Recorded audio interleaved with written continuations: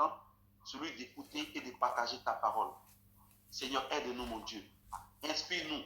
Même si on avait fait d'autres démarches, et à l'instant T, si tu as dépensé, s'il te plaît, éclaire-nous. Nous sommes là, Seigneur, pour avoir. Nous sommes là pour apprendre. Et nous sommes là pour apprendre de toi et pour te connaître davantage. Et nous savons que tu t'es révélé au travers de ta parole. Alors, en apprenant ta parole, en l'étudiant, nous sommes à la recherche de ta connaissance. S'il te plaît, aide-nous, mon Père. Comme tu l'as dit, je me laisserai découvrir par ceux qui me cherchent. Et vous connaîtrez la vérité vous affranchira. Christ, tu es la vérité. Alors, affranchis-nous ce matin, au nom puissant de ton Saint-Nom. Amen. Amen. Donc, bien aimé, on va écouter maintenant le premier plat, le premier repas bien conçu. Je suis ici déjà, je vois qu'il sent très bon. Voilà, ma bouche est remplie déjà de salive. Hein, voilà. Qui veut commencer ce matin avec la bonté? Moi, j'ai fait une entrée. Ok. Je l'appelle légère comme ça. Les autres vont bien donner des plats lourds. Ok, on écoute notre sœur. Amen. C'est vraiment une petite entrée. Parce que je n'ai pas eu le temps. Seigneur, pardonne-moi. Sur le thème de la bonté, j'ai cherché déjà ce que ça signifie la bonté. Et ça veut dire qualité morale qui porte à faire le bien, à être bon pour les autres. C'est une très bonne qualité. Donc, ça m'a fait penser tout de suite, en tant qu'enfant de Dieu, à mon verset quotidien, qui est Lamentation 3, verset 22. Les bontés de l'Éternel ne sont pas épuisées, ses compassions ne sont pas à leur terme, elles se renouvellent chaque matin, et que ta fidélité est grande. Donc, c'est la première idée qui m'est venue en tête dès que j'ai su que c'était le thème de la bonté. Ça veut dire que Dieu, il est bon envers tout le monde, en permanence, 24 heures sur 24, 7 jours sur 7, quand tu le cherches, quand tu le prends comme ton Dieu. Et je trouve vraiment que c'est là que vraiment j'ai compris vraiment en profondeur le fameux verset de Lamentation 3, verset 22, que je récite souvent, mais quotidiennement, les matins ou dans la journée. Ça m'a aussi fait penser aussi, comme le verset phare aussi, le Galates 5, verset 22, par rapport à tous les fruits de l'esprit. Je me suis dit, mais on dit le fruit, et dans le fruit, il y a plusieurs noyaux. Et ça m'a un peu tiqué par contre. Quand on dit un fruit, c'est un seul. Mais dans le fruit, c'est comme c'est une pochette, et dedans, il y a tous ces petits noyaux-là qui sont l'amour, la joie, la paix, la patience, la bonté, la bénignité, la fidélité. Pour moi, c'est un fruit pas comme les autres. Parce que forcément, c'est un fruit de l'esprit. Donc, il n'est pas comme les autres. Moi, je vois un fruit, c'est juste un bloc. C'est juste un truc. Mais lui, il renferme tout ça. Et je l'ai trouvé vraiment fastidieux, je l'ai trouvé fabuleux. Ça m'a fait super penser aussi, quand j'ai fait la recherche par rapport à la bonté, le verset qui m'a aussi tiqué, c'est le Psaume 34, verset 15, qui dit « Détourne-toi du mal et fais le bien. » Alléluia. Bien aimé, j'ai envie de partager avec vous une petite partie, je dis vraiment une petite partie de ma vie, c'est qu'avant, je ne faisais pas de bien. Moi, Marie-Paul, j'étais très méchante avant. J'étais pingre. C'est vrai, je le dis parce que c'est une victoire. Amen. Je ne donnais rien du tout. Avant, quand je suis à la maison, on dit celle-là, elle est là, ne venez pas demander à ta maman parce qu'elle va avoir respecté. J'étais pingre, je ne voulais pas donner, je ne voulais pas partager. Et aujourd'hui, je serais capable même de dire que je donnerai ce que j'ai si le Seigneur, si j'entends que ça vient vraiment de Dieu. Et ça, c'est une victoire pour moi. Aujourd'hui, donner, être bon, c'est quelque chose que je suis en train de vivre. Et je suis heureuse de dire qu'avant, je n'étais pas comme ça. Aujourd'hui, je suis comme ça. Je suis capable même de faire un don, qui me vient vraiment au cœur, que je sais que le Seigneur m'a mis au cœur. Je le ferai vraiment et je le referai vraiment à volonté, quoi. Donc, vraiment, c'est une victoire vraiment que le Seigneur m'ait touché dans ce sens-là. Amen. Amen, amen. Amen. Et aussi,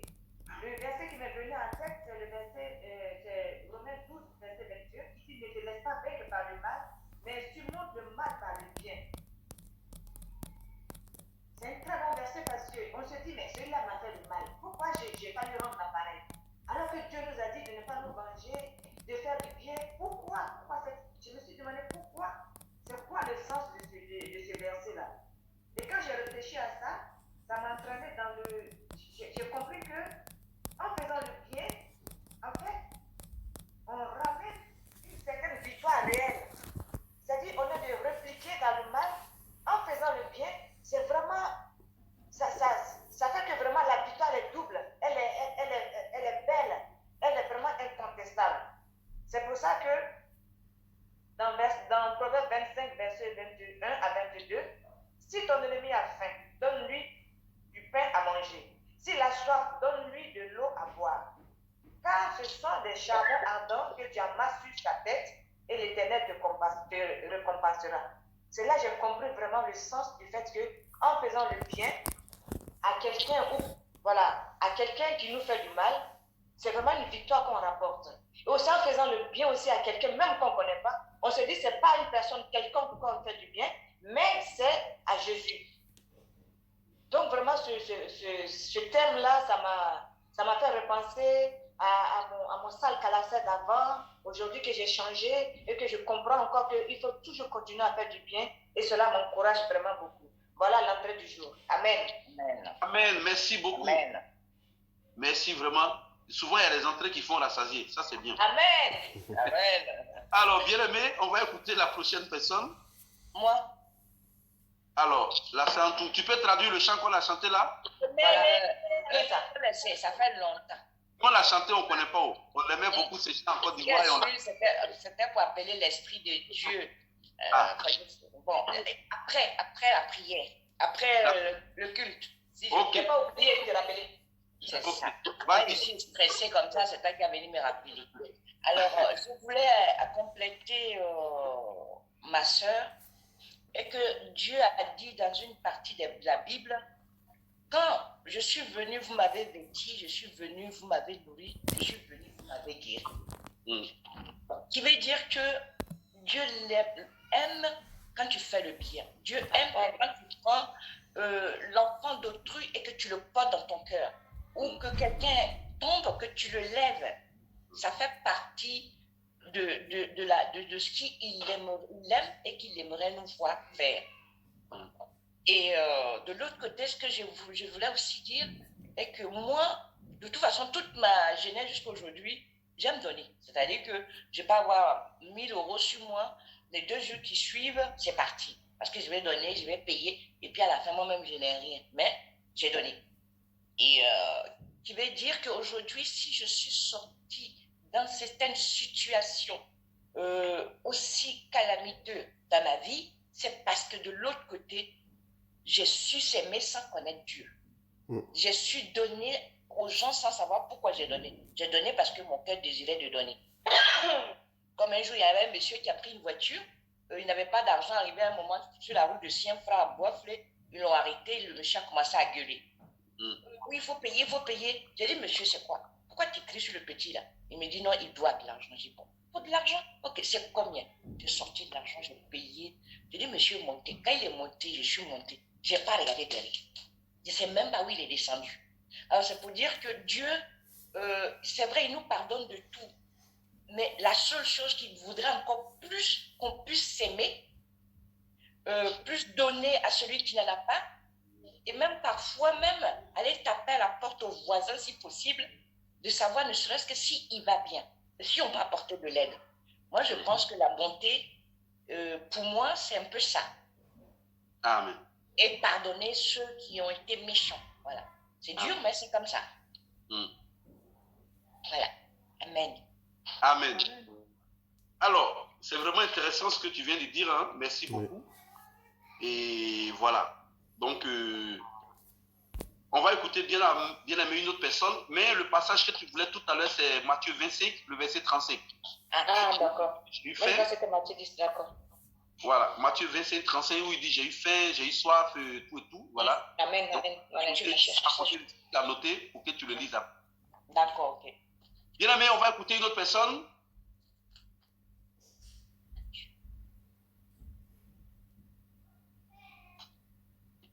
Les bontés de l'Éternel. On va écouter quelqu'un d'autre. Maïté, après toi. Maïté a levé la main? Non. Ah, d'accord. Je la vois même pas. Hein. Ne sont pas épuisées, elles se renouvellent chaque matin. Amen. Amen. Amen. D'accord. Donc, Laetitia, c'est toi après. Alors, comme tu dis après toi, donc c'est pas maintenant. C'est bien. Maïté a fini. Elle a eu la parole. Elle a dit le verset. Manifestez-vous, les amis. J'envoie le dessin, j'envoie le plat. C'est maman Letty, non? Elle fait quoi? J'aimerais entrer, pardon. Inès, Je ne suis pas encore prête là, je mets mes idées en ordre. D'accord. Inès, tu es où? Maman pasteur. Amen. Présente. Bien-aimés, concentrons-nous. Alors, qui est prêt à partager son sujet? De toute façon, vous allez tous parler, hein, donc ça sert à rien. Regardez, manifestez-vous. Bon, moi, je vais partager ce que j'ai préparé. Amen, amen. Donc, les bontés de l'Éternel. Donc, je repars sur ce que la Bible nous dit de sa bonté. Il nous dit au psaume 105, au psaume 100, verset 5 et psaume 117, verset 2, que l'Éternel est bon et sa bonté dure à toujours. L'Éternel est bon, sachez que l'Éternel est bon et sa bonté dure à toujours. Et effectivement, Lamentation 3, 22, ses compassions se renouvellent chaque matin. Ses bontés ne sont pas à leur terme. Donc, ça veut dire que le Seigneur nous encourage, nous, ses enfants, à faire comme lui, à ne pas garder la rancœur plusieurs jours, ne même pas laisser que le soleil se couche sur l'énervement. Et donc, vu du scope, vu du point de vue de Dieu, on peut commencer à essayer d'imaginer un peu ce que Dieu voit par rapport à tout cela quand on regarde la parabole dans Matthieu 18. Matthieu 18, verset 23 à 35. Matthieu 18, verset 23 à 35. Donc, je vais prendre des extraits. Hein. Verset 23. En effet, il est du royaume des cieux comme un roi qui voulait régler ses comptes avec ses serviteurs. Lorsqu'il commença à compter, on lui présenta un qui lui devait. Donc, dans la version du semeur, c'est écrit 60 000 pièces d'argent. 60 millions. 60 millions de pièces d'argent. Parce qu'ils écrivent dans la note que c'était 10 000 talents et un talent valait à peu près 6 000 deniers. Et on sait de la Bible aussi qu'un denier, c'est le salaire d'un jour. Donc, ça veut dire que c'est l'équivalent de 60 millions de jours d'argent, de travail en argent que le serviteur devait, quoi. Et finalement, on se rend compte que c'est une image un peu de la dette qu'on avait parce qu'on est né dans le péché vis-à-vis de Dieu. Et que Dieu nous a pardonné comme il a pardonné à ce serviteur. Mais il n'a pas simplement pardonné comme ça. En fait, c'est comme quand le pasteur Zénas reçoit le placali. Ça arrive à la maison tout frais. Il dit que c'est gratuit. Mais en fait, quelqu'un a payé. C'est Jésus-Christ qui a payé ces 60 millions de jours. Et qu'est-ce qui s'est passé? Le gars a vu, c'est le passage dont Didier parlait la semaine dernière. Il a vu quelqu'un qui lui devait aussi... quand le serviteur, quand le roi a tenu les comptes, le roi, il a toujours un temps où il vient régler les comptes. Amen. Donc le serviteur lui a dit, sois patient envers moi et je te rembourserai tout. Gloire à Dieu, on n'a pas eu besoin de rembourser toutes ces dettes, c'est Jésus qui a payé pour nous. Amen. Donc la Bible nous dit que, pris de pitié pour lui, son maître le renvoya libre après lui avoir remis toutes ses dettes. Verset 28, à peine sorti, ce serviteur rencontra un de ses compagnons qui lui devait 100 pièces. 100 pièces d'argent. C'est-à-dire 100 jours de travail. À peine 3 mois de travail. Et la personne lui a dit la même chose. Sois patient envers moi et je te rembourserai tout. Sois patient envers moi et je te rembourserai tout. Et là, lui, il n'a pas écouté. Il n'a pas écouté et finalement, il n'a pas fait la même bonté que l'Éternel a eu envers lui.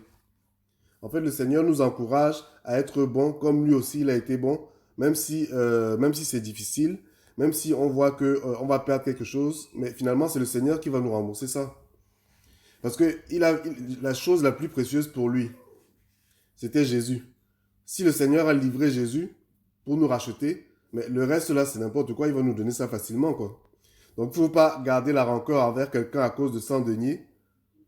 Et là, c'est la dette que la personne peut avoir vers toi et tu es énervé et puis tu l'emmènes en prison et tu le fais fouetter.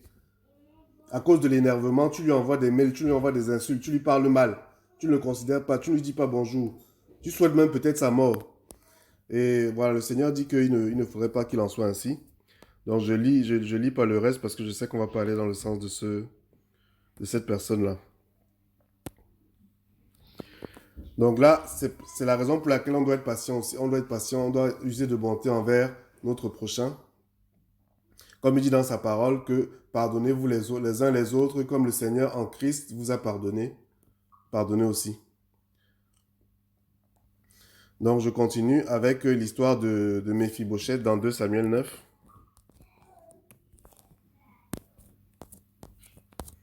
2 Samuel 9.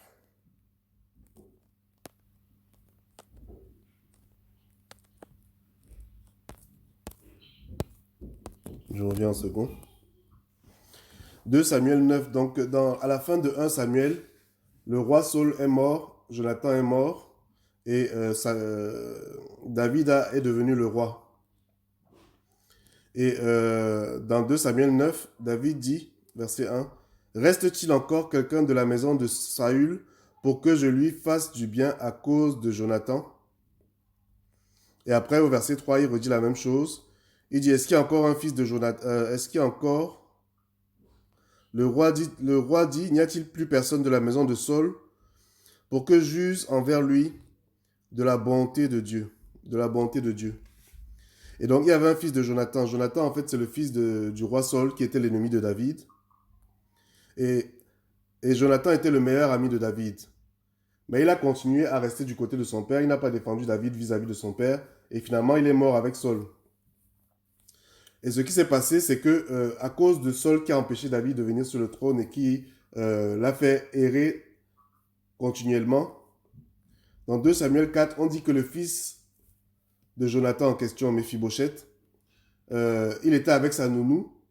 Et quand on a appris que Jonathan et Saul sont morts, ils se sont dit que David va vouloir se venger. Et dans la précipitation, elle est partie et elle l'a fait tomber. Et il est devenu handicapé à cause de ça, Méphibosheth. Et le nom Méphibosheth, ça veut dire celui qui respire la honte. Il respire la honte, Méphibosheth. Amen. Donc, le roi David demande alors est-ce qu'il reste quelqu'un? On lui dit qu'il y a ce petit Méphibosheth, mais il est perclus des 2 pieds, c'est-à-dire il est handicapé. Il n'arrive pas à marcher. Donc, on avait déjà partagé cette histoire. Hein. Au verset 7, dans 2 Rois 9, juste avant déjà, il a envoyé chercher Méphibosheth en question. Et donc, on imagine clairement que, vu les conditions dans lesquelles il est devenu handicapé, il devait avoir extrêmement peur. Et il a dû voir les soldats arriver. Il s'est dit que c'était sa fin, quoi. Parce que la vengeance qui aurait dû arriver, ça aurait dû être que, comme Saul m'a fait galérer, toute sa famille doit mourir. Et là, on voit ici qu'au verset 7, David n'est pas allé dans ce sens-là. David, c'est quelqu'un qui, même à la mort de son ennemi Saul, il a pleuré. Et pour le descendant de Saul, le dernier descendant de Saul, il a pris comme son enfant, il l'a mis à la maison. Il dit au verset 7, « Ne crains point, car je veux te faire du bien à cause de Jonathan ton père. Je te rendrai toutes les terres de Saul, ton père, et tu mangeras toujours à ma table. » Tu mangeras toujours à ma table. Amen. Et donc le reste du passage nous dit que c'est effectivement ce qui s'est passé. Il a ramené à sa maison. Il était tout le temps à la table avec les fils des rois. Donc il a pris dans sa condition, là où il était. La Bible nous dit ici qu'il était dans un village qu'on appelle Lo-Dabar. Dabar, ça veut dire, c'est comme Déborah, ça veut dire la parole ou le pâturage, et l'eau, ça veut dire non. Il était dans un territoire où il n'y a pas de pâturage, où il n'y a pas de parole. Donc David l'a enlevé là-bas pour l'amener dans la maison du roi avec tous les princes. Il siégeait à la table des princes alors qu'il est percu des 2 pieds, et à l'époque, c'était un signe que sa vie allait mal finir, quoi. Mais non, le roi l'a mis au royaume, et il a mangé des mets succulents, et il n'a plus jamais souffert. Et il a mis toute la famille des serviteurs de Saül à sa disposition, quoi. Et c'est un peu une image de la bonté que le Seigneur veut qu'on ait, voilà, dans la mesure de nos moyens. Je prends un autre exemple, c'est celui du Samaritain. Ça, c'est dans Luc 10, verset 25.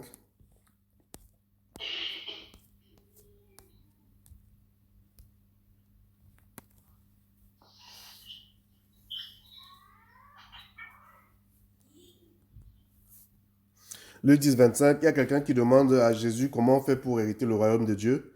Et Jésus lui a dit, tu aimeras le Seigneur ton Dieu de tout ton cœur, de toute ton âme, de toute ta pensée et ton prochain comme toi-même. Et donc, la personne lui a demandé, c'est qui alors le prochain? Et c'est là que Jésus a raconté l'histoire du bon Samaritain. En fait, il y a un homme qui est descendu de Jérusalem à Jéricho. Donc on imagine que c'était un juif. Il est tombé au milieu des brigands qui l'ont dépouillé et qui l'ont frappé. Ils l'ont frappé, ils l'ont laissé à demi-mort. Donc un sacrificateur, donc un prêtre de Dieu est passé par là et il a continué son chemin. Un lévite aussi, un prêtre, est passé par là, il a passé son chemin. C'est le Samaritain qui est arrivé et qui a voulu s'occuper de lui. Quand tu vois cette histoire, le Samaritain, en fait, pour les Juifs, c'est vraiment quand on a des peuples qui sont voisins et ennemis, quoi. Souvent au Cameroun, on dit que si tu vois un de tels trucs et tu vois un serpent, tue d'abord la personne parce que le serpent, tu peux le gérer. Et c'est un peu l'image qu'ils avaient par rapport au Samaritain, mais c'est lui qui est venu plutôt s'occuper de la personne qui était malade. C'est celui qui est censé être l'ennemi, celui qui est dans le peuple qui ne, entre guillemets, vaut rien, quoi.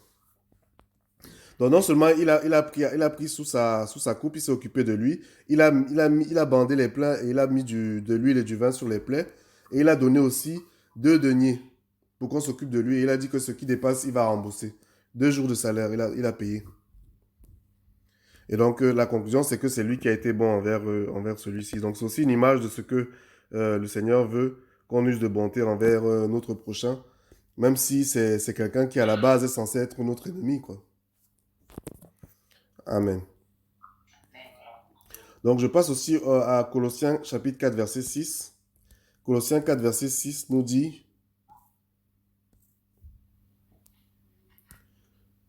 Colossiens 4, 6, que votre parole soit toujours accompagnée de grâce, assaisonnée de sel, afin que vous sachiez comment il faut répondre à quelqu'un. À chacun plutôt. Afin que vous sachiez comment il faut répondre à chacun. Donc ça veut dire que même dans la parole aussi, il faut user de bonté. Il ne faut pas donner des paroles destructrices, mais il faut faire des trucs constructifs. Que votre parole soit assaisonnée de grâce, accompagnée de sel. Il peut y avoir des choses qui sont dures à entendre, mais il faut trouver le moyen de le dire toujours avec grâce, quoi. Avec gratitude. Et j'ai essayé de voir ici ce que ça voulait dire accompagné de sel. Et ça m'a envoyé plutôt dans Marc 9, verset 50. Marc 9, 50, qui nous dit, 50 et 51. Le sel est une bonne chose, mais s'il devient sans saveur, avec quoi l'assaisonnerez-vous? Ayez du sel en vous-même et soyez en paix les uns avec les autres. Voilà, donc les mots de la bouche qui sortent de la bouche, ça ne doit pas être pour emmener le combat et la bataille et la lutte, il n'est pas là, quoi. Donc je termine avec Galates chapitre 6, verset 9 à 10. Galates 6, 9 à 10.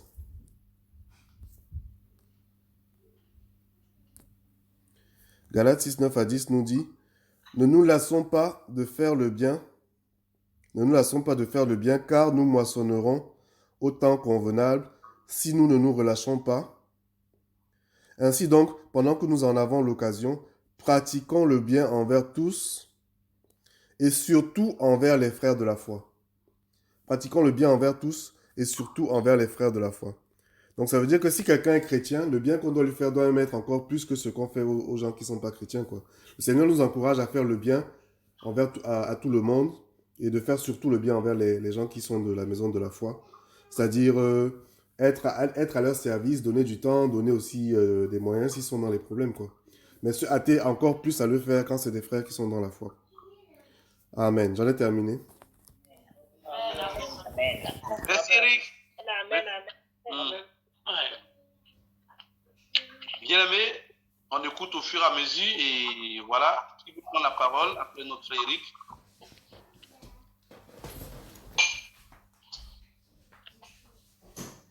Aïté, tu veux dire quelque chose? Enlève le micro. Vas-y. Je n'ai pas préparé. Je suis une mauvaise élève. Alors, on suit un qui veut parler, bien-aimé, vite, vite, vite, parce qu'il y a trop de temps mort en fait. Prenez la parole. Bon, ceux qui n'ont pas mis la vidéo, si vous levez la main, on ne peut pas vous voir, donc soit vous dites je veux parler, on attend votre voix et on cherche, parce qu'il y a beaucoup quand même qui n'ont pas mis la vidéo.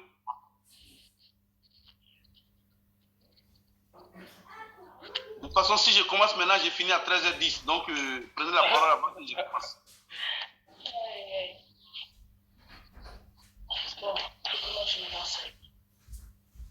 Ok.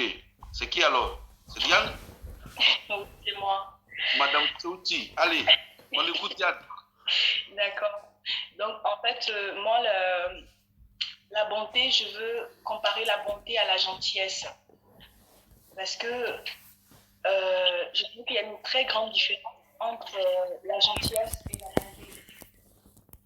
Parce que moi, je pense que la gentillesse, c'est quelque chose la gentillesse, c'est quelque chose déjà qui est léger. C'est léger, c'est quelque chose qui est superflu, c'est quelque chose qu'on peut imiter, c'est quelque chose qu'on peut faire, et puis après, soit détester la personne, ou soit réclamer ce qu'on a fait. Alors que la bonté, c'est quelque chose qui est ancré, c'est en nous.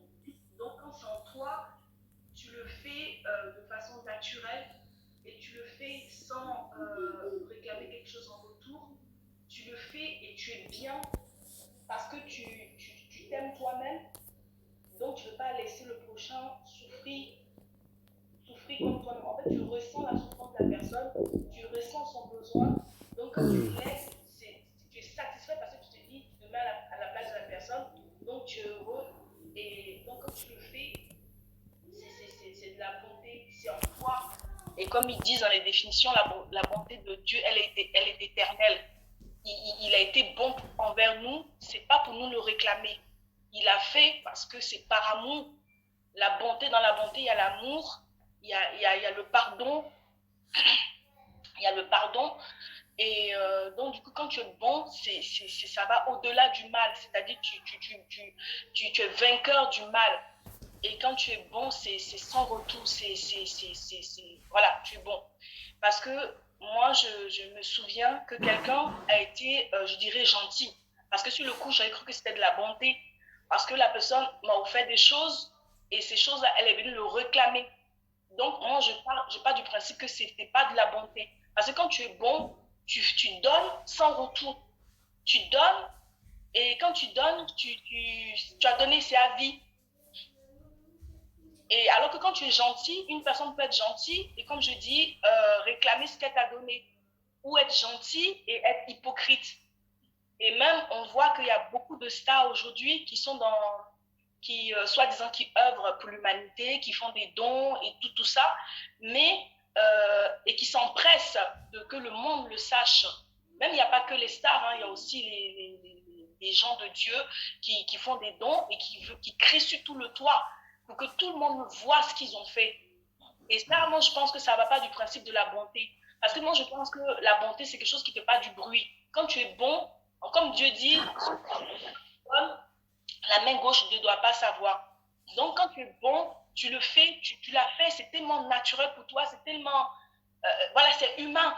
Donc, tu n'as pas besoin d'aller crier sur tout le toit pour dire, oui, j'ai fait ça à telle personne, j'ai donné ça à telle personne. Mais souvent, les gens qui sont gentils, ils aiment bien que tout le monde le sache. Ils aiment bien paraître. Donc, pour moi, la gentillesse, c'est quelque chose de léger, c'est très léger. Alors que la bonté, c'est très profond, c'est dans le caractère. C'est dans le caractère de la personne. Mais je pense aussi qu'on est bon parce que quand on reçoit le Saint-Esprit en nous, puisque le Saint-Esprit, c'est son fruit, ça fait partie de lui, donc forcément, on devient bon. Donc, je pense que tout chrétien devait être censé d'être bon. Voilà. Et je pense que si un chrétien n'est pas bon, vraiment, c'est qu'il n'a pas connu qu'on appelle ça la circoncision du cœur. Sinon, lorsqu'on est circoncis, forcément, la bonté, c'est quelque chose qui est en nous. Donc, forcément, ça ressort de façon naturelle. Donc, pour moi, c'est comme ça que j'ai compris la bonté et que j'ai compris que la bonté était très différente de la gentillesse. C'est quelque chose de très profond, très solide et quelque chose qu'on ne revient plus dessus. Voilà. Alors que la gentillesse, on peut l'imiter. Tout le monde peut imiter la gentillesse.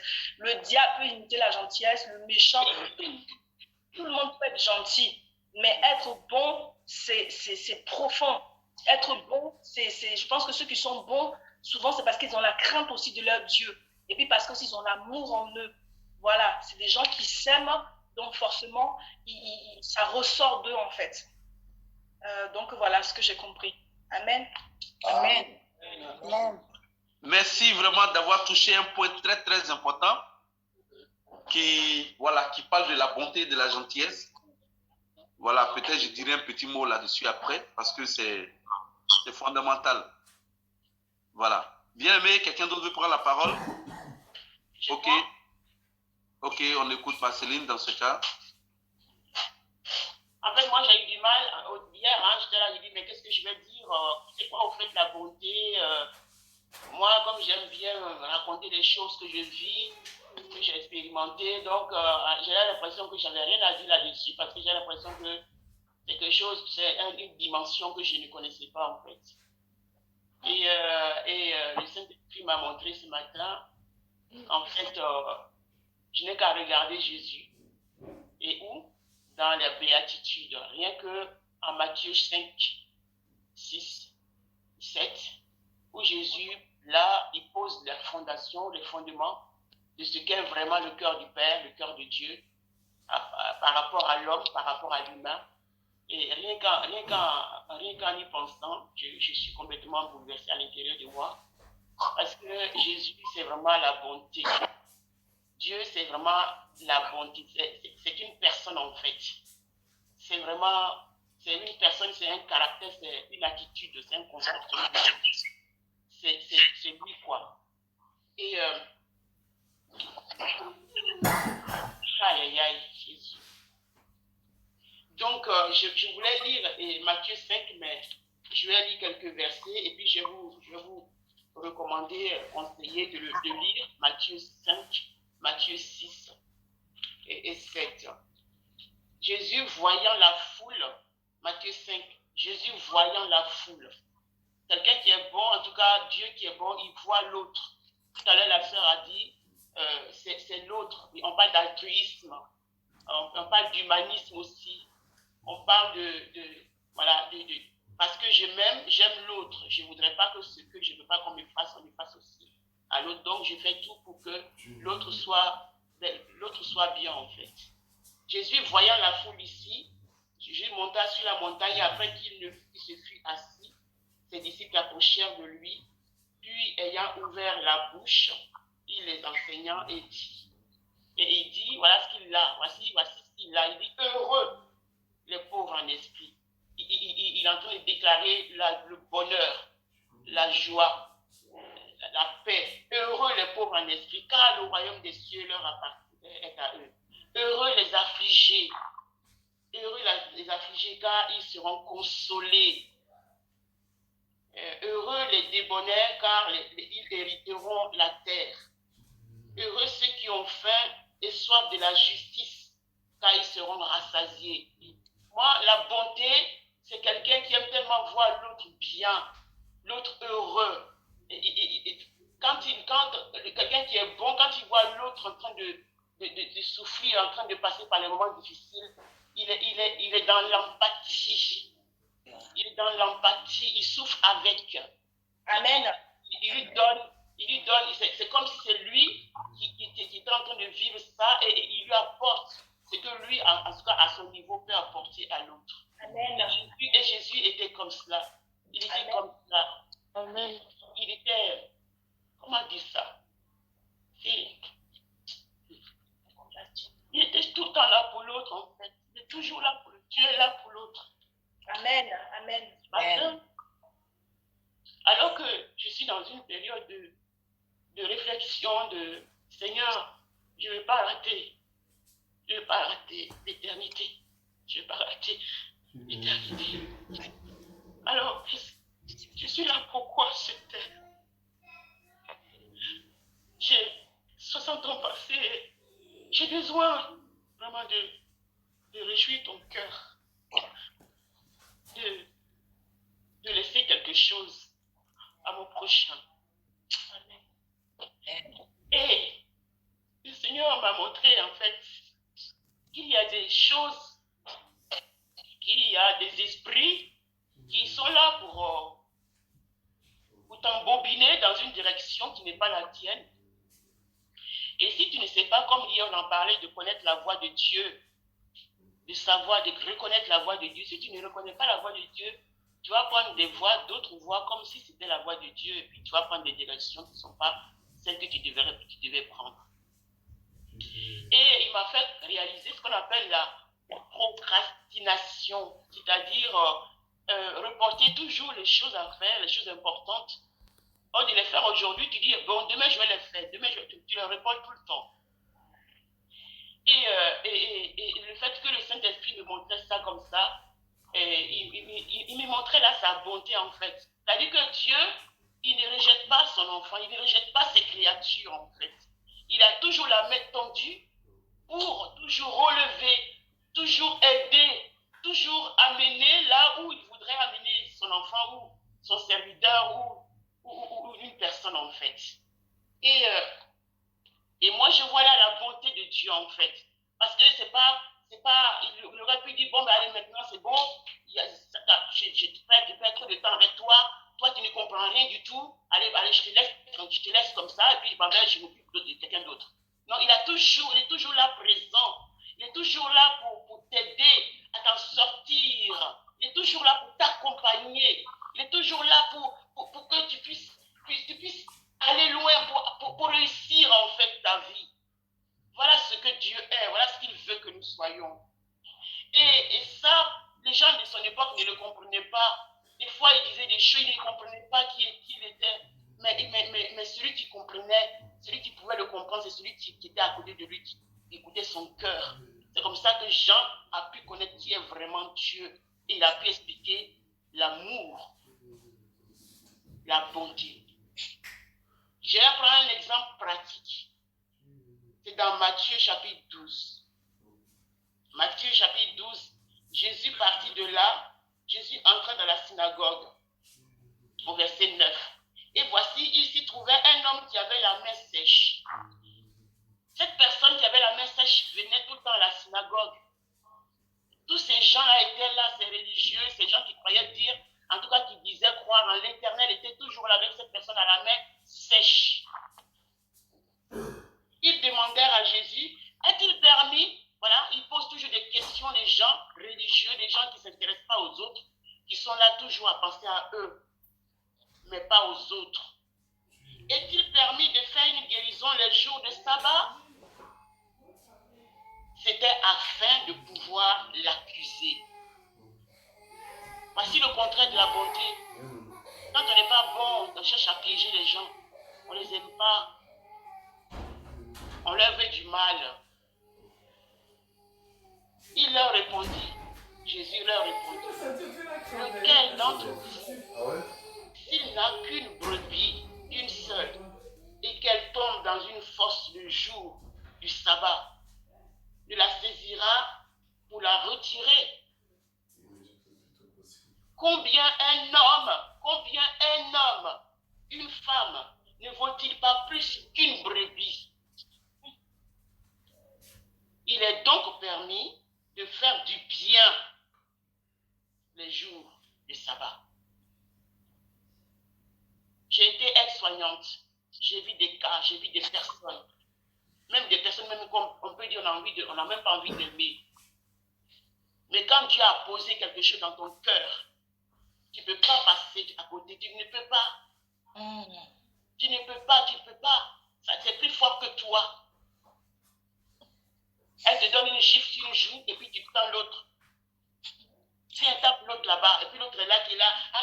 Mais non, parce que Dieu a déposé quelque chose en toi qui fait que tu réagis comme ça. Sinon, humainement parlant, ce n'est pas possible.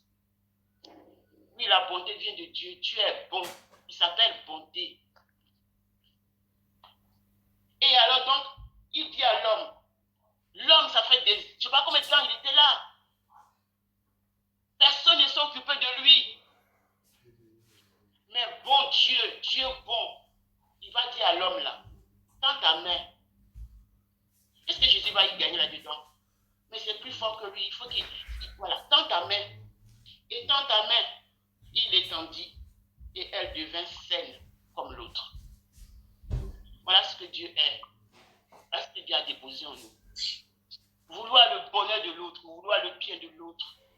Ne pas lui faire des accroche-pieds.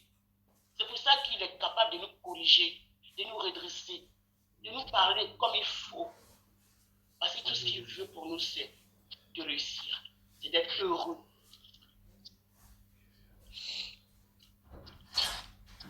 Des exemples pleins. il y en a dans la parole de Dieu. Mais lisez, s'il vous plaît, Matthieu 5, 6, 7. C'est le fondement de la vie chrétienne, le cœur du Père, le cœur de Dieu. Amen. Amen. Merci, ma soeur. Est-ce qu'il y a quelqu'un d'autre avant que je prenne la parole? Je vais parler, Lydiane. Ah, d'accord. Apparemment, ça vous réveille. Mais si je commence à je finis. Vas-y, ma fille. Oui. La bonté pour moi, ça réside dans l'amour, la générosité Amen. et la grâce. En fait, il y a un verset que j'aime beaucoup dans la Bible, c'est là où le péché a abondé, la grâce a surabondé. Donc on pourrait le changer à là où le péché, pardon, là où le péché a abondé, la bonté de Dieu a surabondé. Donc, en fait, la bonté, comme a dit la sœur Diane et maman Marceline tout à l'heure, c'est quelque chose qui se donne sans rien attendre en retour. Amen. Et aussi, ça a été dit aussi, la bonté, c'est savoir se mettre à la place de l'autre. C'est être empathique envers son prochain. C'est vraiment se mettre à sa place. Amen. Et la bonté, Jésus, c'est la bonté personnifiée en fait. Parce que Dieu s'est fait, comment dire ça? Dieu s'est fait homme. Il est descendu de son trône. Il est descendu de sa royauté, de son truc tout propre là-bas dans le ciel, pour venir dans notre saleté ici-là, pour porter toutes nos maladies, pour porter tous nos péchés, pour porter tout ce qu'on était de mauvais, pour que nous, on soit purs, pour que nous, on soit rendus justes, pour que nous, on soit sauvés, en fait. Donc, comme c'est écrit dans la Bible, on dit, il s'est dépouillé lui-même. Amen. Et donc, ça, voilà, c'est le plus grand signe de bonté. Ça, c'est de la bonté sacrificielle. En fait. Et donc, après, je ne sais pas si l'homme lambda arrivera à cette bonté sacrificielle-là. Mais nous, en tant que chrétiens, on tend à aller vers cela. Donc, vraiment, pour moi, c'est la grâce. La bonté, c'est voilà. C'est un salaire immérité et sans rien attendre. Et c'est quelque chose qu'on donne aussi sans rien attendre en retour. Et le nom de bonté égale Jésus. Amen. Et Jésus, c'est la personne glorifiée de Dieu, quoi. Donc, voilà. Amen. Voilà pour moi. Amen. Amen. Merci beaucoup. Alléluia. Amen. Merci, Lydiane, c'est bien dit. Merci. Bien-aimé. Qui d'autre encore? Alors, je prends la parole. Vas-y, mon frère. Dieu soit loué. Alléluia. Amen. Donc, bien aimé, vous voyez que qui c'est qui n'aime pas le fruit? Est-ce qu'il y a quelqu'un qui n'aime pas le fruit? Bon, nous aimons tous les fruits. On sait que la bonté, ça fait partie du fruit. Alors, comme quelqu'un l'a dit ce matin, c'est un fruit dans lequel il y a plusieurs tranches en fait. C'est pas une orange, c'est pas une mandarine, c'est pas une poire, mais c'est dans le même fruit qu'il y a tous ces éléments. Alors, donc, vraiment, lorsqu'on aime le fruit, on est gâté. Et en tant qu'enfants de Dieu, nous sommes appelés eh bien, à aimer ce fruit, le fruit de l'esprit. Alors, donc, je ne vais pas revenir sur les définitions qui ont été données. Donc, il y a beaucoup de choses profondes qui ont été dites ce matin. Alors, je vais passer sur certains détails qui ont déjà été cités. Alors, comme ça a été dit par beaucoup de bien-aimés, eh bien, en fait, la bonté, c'est dans la nature de Dieu. Voilà. Dieu est bon. Alors, la Bible déclare dans plusieurs passages, et notamment le psaume 100, verset 5, Dieu est bon et sa bonté dure à jamais, à toujours. Voilà, donc ça ne prend pas fin en fait. Psaume 100, verset 5, Dieu est bon, donc c'est sa nature. C'est comme quand la Bible nous dit Dieu est amour, c'est dans sa nature. Voilà. Et donc, ça, c'est vraiment quelque chose d'extraordinaire. Alors, je vais vous donner quelques passages. Alors, je vais les citer simplement. Alors, dans Jonas, chapitre 4, verset 2, Jonas, chapitre 4, verset 2, je savais, alors Jonas a été envoyé par Dieu pour aller annoncer la parole aux Ninivites, et il ne voulait pas y aller, parce qu'il savait que ce sont des gens méchants, les gens de Ninive. Alors, donc, maintenant, il est parti, et Dieu, il a fini par y aller, et Dieu a manifesté sa miséricorde pour ce peuple qui était perdu. Et Jonas va dire ceci, je savais que tu es un Dieu bon, compatissant et miséricordieux, lent à la colère et riche en bonté. Voilà. Riche, tu es un Dieu qui est lent à la colère et riche en bonté. Alors, c'est extraordinaire. Dieu, il est riche en bonté. Il est riche en toutes choses. Mais là, il nous a parlé de la bonté. Voilà. Et ce passage-là, cette parole-là, elle est citée dans plein d'autres versets. Dans Exode chapitre 34, verset 6, Néhémie chapitre 9, verset 17, Nombre 14, 18, Psaume 145, verset 8, Joël 2, 13. Alors, Dieu est lent à la colère et riche en bonté. Alléluia. Donc, c'est sa nature. Voilà. Et donc, ça a été cité ce matin. Les bontés de l'Éternel ne sont pas épuisées. Elles se renouvellent chaque matin. Donc, ça veut dire que chaque jour qui passe, eh bien, ces bontés se renouvellent pour chacun d'entre nous. Donc, nous ne pouvons que vraiment nous réjouir parce qu'on n'a pas un Dieu méchant. Alors, regardez un peu autour de nous. Il y a des dieux qui sont méchants, qui veulent frapper, qui vont faire du mal. Voilà, tu n'as pas fait ceci, alors on te tape dessus. Mais la Bible nous dit que Dieu est bon. Voilà, c'est sa nature. Donc, moi, je suis content d'appartenir à un tel Dieu et d'avoir pour père un tel Dieu. Amen. Voilà. Quand je prends l'exemple du fils prodigue, celui qui est parti, il a dépensé tout, mais quand il est revenu, eh bien, le père l'a rétabli. Alors que moi, j'aurais dit, mais non, tu as gaspillé mon argent, alors maintenant, va te débrouiller ailleurs. Mais non, Dieu est bon. Alléluia. Amen. La parole de Dieu nous dit dans Ésaïe 38, verset 16, Seigneur, c'est par ta bonté, tes bontés qu'on jouit de la vie. C'est par tes bontés qu'on jouit de la vie. Alléluia. Amen. Alors, l'Éternel a de la bonté pour qui espère en lui. Lamentation 3, 25. Voilà. Donc, ce que Dieu est, en fait, c'est sa nature. Il désire que nous, ses enfants, nous soyons tels. C'est la raison pour laquelle c'est sa nature. Il est amour et il nous a demandé d'être amour. Et pour plein de choses, Dieu est et il nous dit, soyez comme moi. Je suis saint, soyez saint. Je suis amour, soyez amour. Voilà, on connaît 1 Corinthiens chapitre 13. Voilà, donc ce que Dieu est, eh bien, il le désire pour nous. Alors, on sait qu'il est venu pour prendre soin des brebis, des agneaux, et nous dit dans Jean chapitre 21, il va le dire à Pierre, mais il le dit, ce qu'il dit à Pierre, il le dit à chacun d'entre nous. Prends soin de mes agneaux, prends soin de mes brebis. Voilà, Jésus va nous envoyer tel quel. Et qu'est-ce qu'il nous dit? Il est le bon berger. Donc, il est le bon berger et il désire que nous soyons aussi des bergers, non seulement pour ceux qui ne connaissent pas Dieu, mais encore pour tous ses enfants. Donc, ce que Dieu est, vraiment, il désire que nous le soyons également.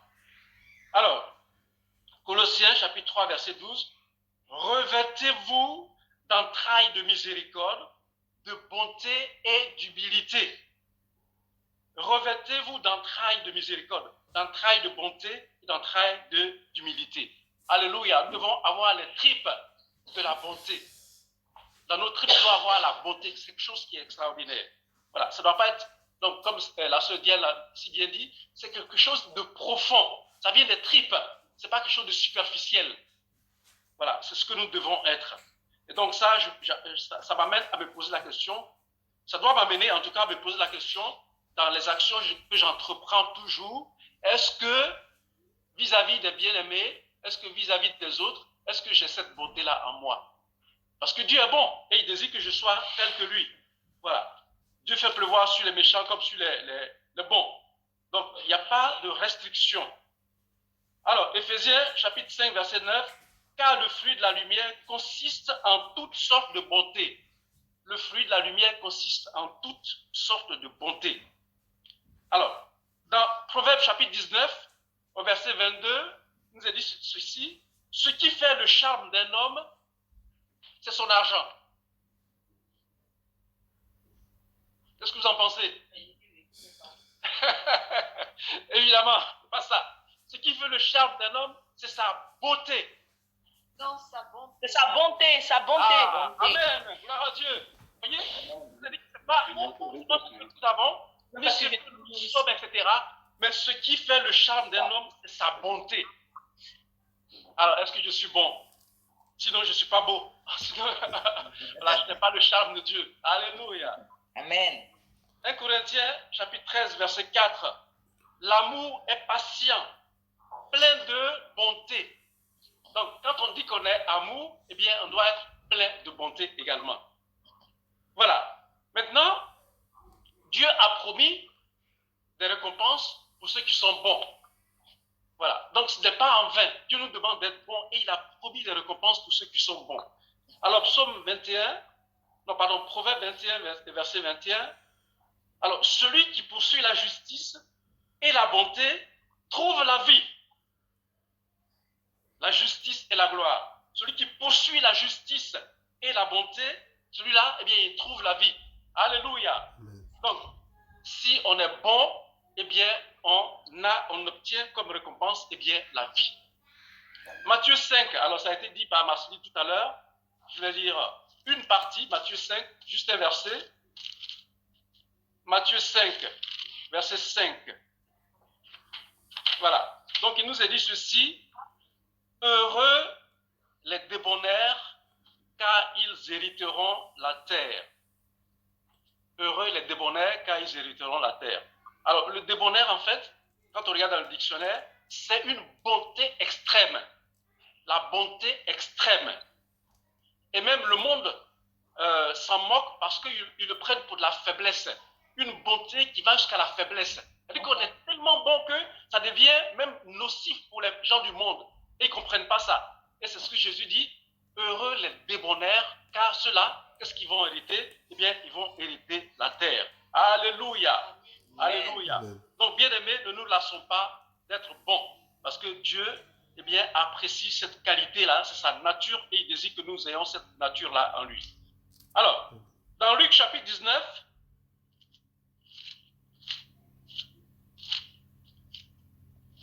Luc chapitre 19, verset 11. Alors, ils écoutaient ces choses et Jésus ajouta une parabole parce qu'il était près de Jérusalem et qu'on croyait qu'à l'instant le royaume de Dieu allait paraître. Il dit donc, un homme de haute naissance s'en alla dans un pays lointain pour se faire investir de l'autorité royale et revint ensuite. Il appela 10 de ses serviteurs, leur donna 10 000 et leur dit, faites-les valoir jusqu'à ce que je revienne. Mais ses concitoyens le haïssaient et ils envoyaient une ambassade après lui pour dire « Ne voulons pas que cet homme règne sur nous ». Lorsqu'il fut de retour, après avoir été investi de l'autorité royale, il fit appeler auprès de lui les serviteurs auxquels il avait donné l'argent, afin de connaître comment chacun l'avait fait valoir. Alors le premier vint et dit, Seigneur, ta mine a remporté 10 000. Et il lui dit, c'est bien, bon serviteur, parce que tu as été fidèle en peu de choses, reçois le gouvernement de 10 villes. Reçois le gouvernement de 10 villes. Le second vint et dit, Seigneur, ta mine a produit 5 000. Il lui dit, toi aussi, sois établi sur 5 villes.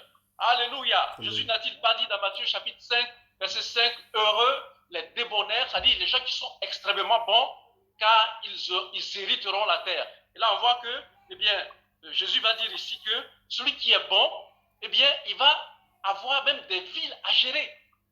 Il va avoir des villes à gérer. Apocalypse chapitre 2. Apocalypse chapitre 2, verset 26. Alors, à celui qui vaincra et qui gardera jusqu'à la fin mes œuvres, je donnerai autorité sur les nations. il aura l'autorité sur les nations. Il les pètera avec une verge de fer. Alléluia. Amen. On reste dans Apocalypse chapitre 21. Versets 1 à 3.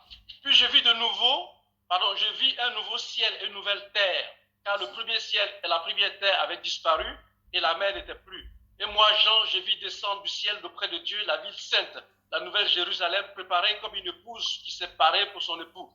Et j'entendis une voix forte qui disait ceci: voici le tabernacle de Dieu avec les hommes. Il habitera avec eux, ils seront son peuple, et Dieu lui-même sera avec eux. Alors, maintenant, on va au verset 22. Alors, verset 22, je ne vis point de temple dans la ville, car le Seigneur Dieu Tout-Puissant est le temple, est son temple, ainsi que l'agneau.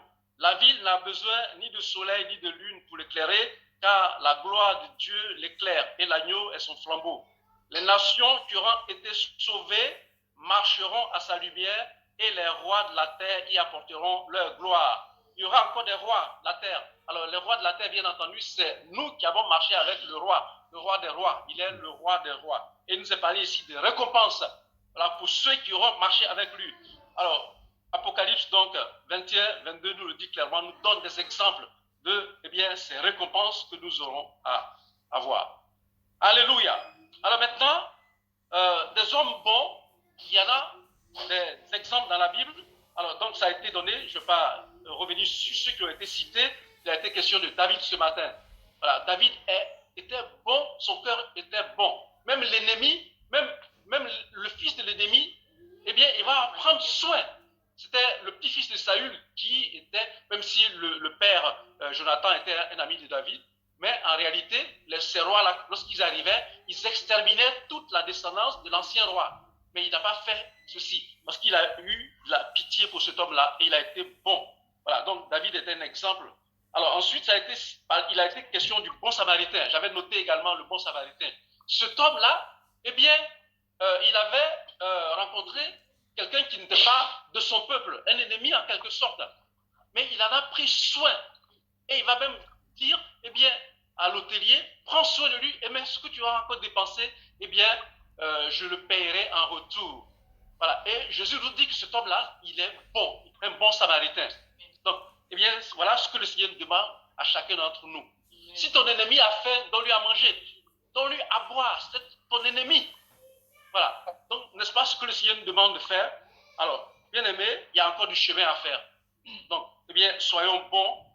Dans Romains chapitre 12, verset 17, ne rendez à personne le mal pour le mal. 1 Pierre chapitre 3, verset 9, ne rendez point le mal pour mal, ou injure pour injure, bénissez au contraire. Alors, donc, vraiment, moi, je vois que j'ai beaucoup à faire. Et un autre exemple, Joseph. Alors, Joseph, par rapport à ses frères qui l'ont vendu, et même qui ont voulu le tuer, et qui ont fini par le vendre, on connaît la fin de l'histoire. Qu'est-ce qu'il a manifesté? De la bonté envers ceux qui lui avaient fait du mal. Donc, ça, ce sont des exemples. Alors, pour terminer, je vais vous donner un exemple dans Jean, Évangile de Jean, chapitre 10. Alors, on connaît ce passage, Jean, chapitre 10, mais j'ai envie de le lire quand même parce que ça nous montre clairement la caractéristique de celui qui est bon. Alors, donc, Jean, chapitre 10, versets 1 à 4. En vérité, je vous le dis, celui qui n'entre pas par la porte dans la bergerie, mais qui monte par ailleurs, est un voleur et un brigand. Mais celui qui entre par la porte est le berger des brebis. Le portier ouvre et les brebis entendent sa voix. Il les appelle par leur nom, les brebis qui lui appartiennent, et il les conduit dehors. Il les conduit dehors. Lorsqu'il a fait sortir toutes ses brebis, il marche devant elles. Et les brebis le suivent parce qu'elles connaissent sa voix. Alors je dis, mais qu'est-ce qu'il va faire le berger avec ses brebis? Qu'est-ce qu'il va faire le berger avec ses brebis? Alors, donc, ça m'amène à lire le psaume 23. Et je terminerai avec ça. Psaume 23. Donc, le bon berger, l'exemple parfait. Alors, l'Éternel est mon berger, je ne manquerai de rien. Il prend soin, c'est celui qui prend soin de moi tous les jours. Il me fait reposer dans de verts pâturages. Il me dirige près des eaux paisibles. Il restaure mon âme. Il me conduit dans les sentiers de la justice à cause de son nom. Quand je marche dans la vallée de l'ombre de la mort, je ne crains aucun mal, car tu es avec moi. Ta houlette et ton bâton me rassurent. Tu dresses devant moi une table en face de mes adversaires. Tu induis ma tête et ma coupe déborde. Oui, le bonheur et la grâce m'accompagneront tous les jours de ma vie et j'habiterai dans la maison de l'Éternel jusqu'à la fin de mes jours. Amen. Alléluia. Voilà ce que fait le bon berger. Donc, dans le bon berger, il y a le mot bon. Voilà. Et c'est ce que le Seigneur désire que chacun d'entre nous nous fassions. Alors parfois, je me dis, mais Seigneur, est-ce que je suis réellement dans cette attitude-là? Lorsque, eh bien, je parle d'une certaine façon, parce qu'on peut dire des choses, mais dans la réalité du quotidien, est-ce que j'arrive à être bon réellement? Dans mes rapports avec mes frères et sœurs, est-ce que j'arrive à cette bonté-là? Donc, comme il nous a dit que c'est une partie du fruit de l'esprit, donc vraiment, bien aimés, aspirons à cela. Aspirons jour après jour à cela. Dans nos paroles, dans notre attitude, dans notre manière d'être avec les autres, que ce soit dans notre maison, que ce soit dans l'église, que ce soit dans notre lieu de travail, être bon partout. On a dit, le débonnaire, c'est celui qui est bon à l'extrême. Voilà. Et même le monde le prend pour un faible. Il dit, oh mais celui-là, non, c'est pas bon. Être bon à l'extrême, c'est péjoratif pour le monde. Mais bien aimé, ne regardons pas cela. Mais demeurons dans cette attitude que le Seigneur nous a montrée et manifestons la bonté envers tous ceux qui nous entourent. Alléluia. Amen. Amen. Amen. L'acclame le Seigneur, bien aimé. L'acclame le Seigneur. Merci. Merci à tous pour les différentes interventions. Ça fait du bien, franchement, à écouter les uns et les autres. Le but, c'est ça, bien aimé, que si un seul thème, on ait plusieurs intervenants et qu'on soit nourris comme ça. Alors, je vois un bras levé, c'est hors 13. Je ne sais pas c'est qui exactement. C'est le frère Fabrice. Ok, donc peut-être on donnera la parole prochainement parce que maintenant il faut qu'on aille. J'ai pas pu vite voir ta main, donc désolé. Voilà. Bien aimé, donc on va continuer dans ce sens. Vous avez déjà défini ce que c'est que la bonté. Voilà.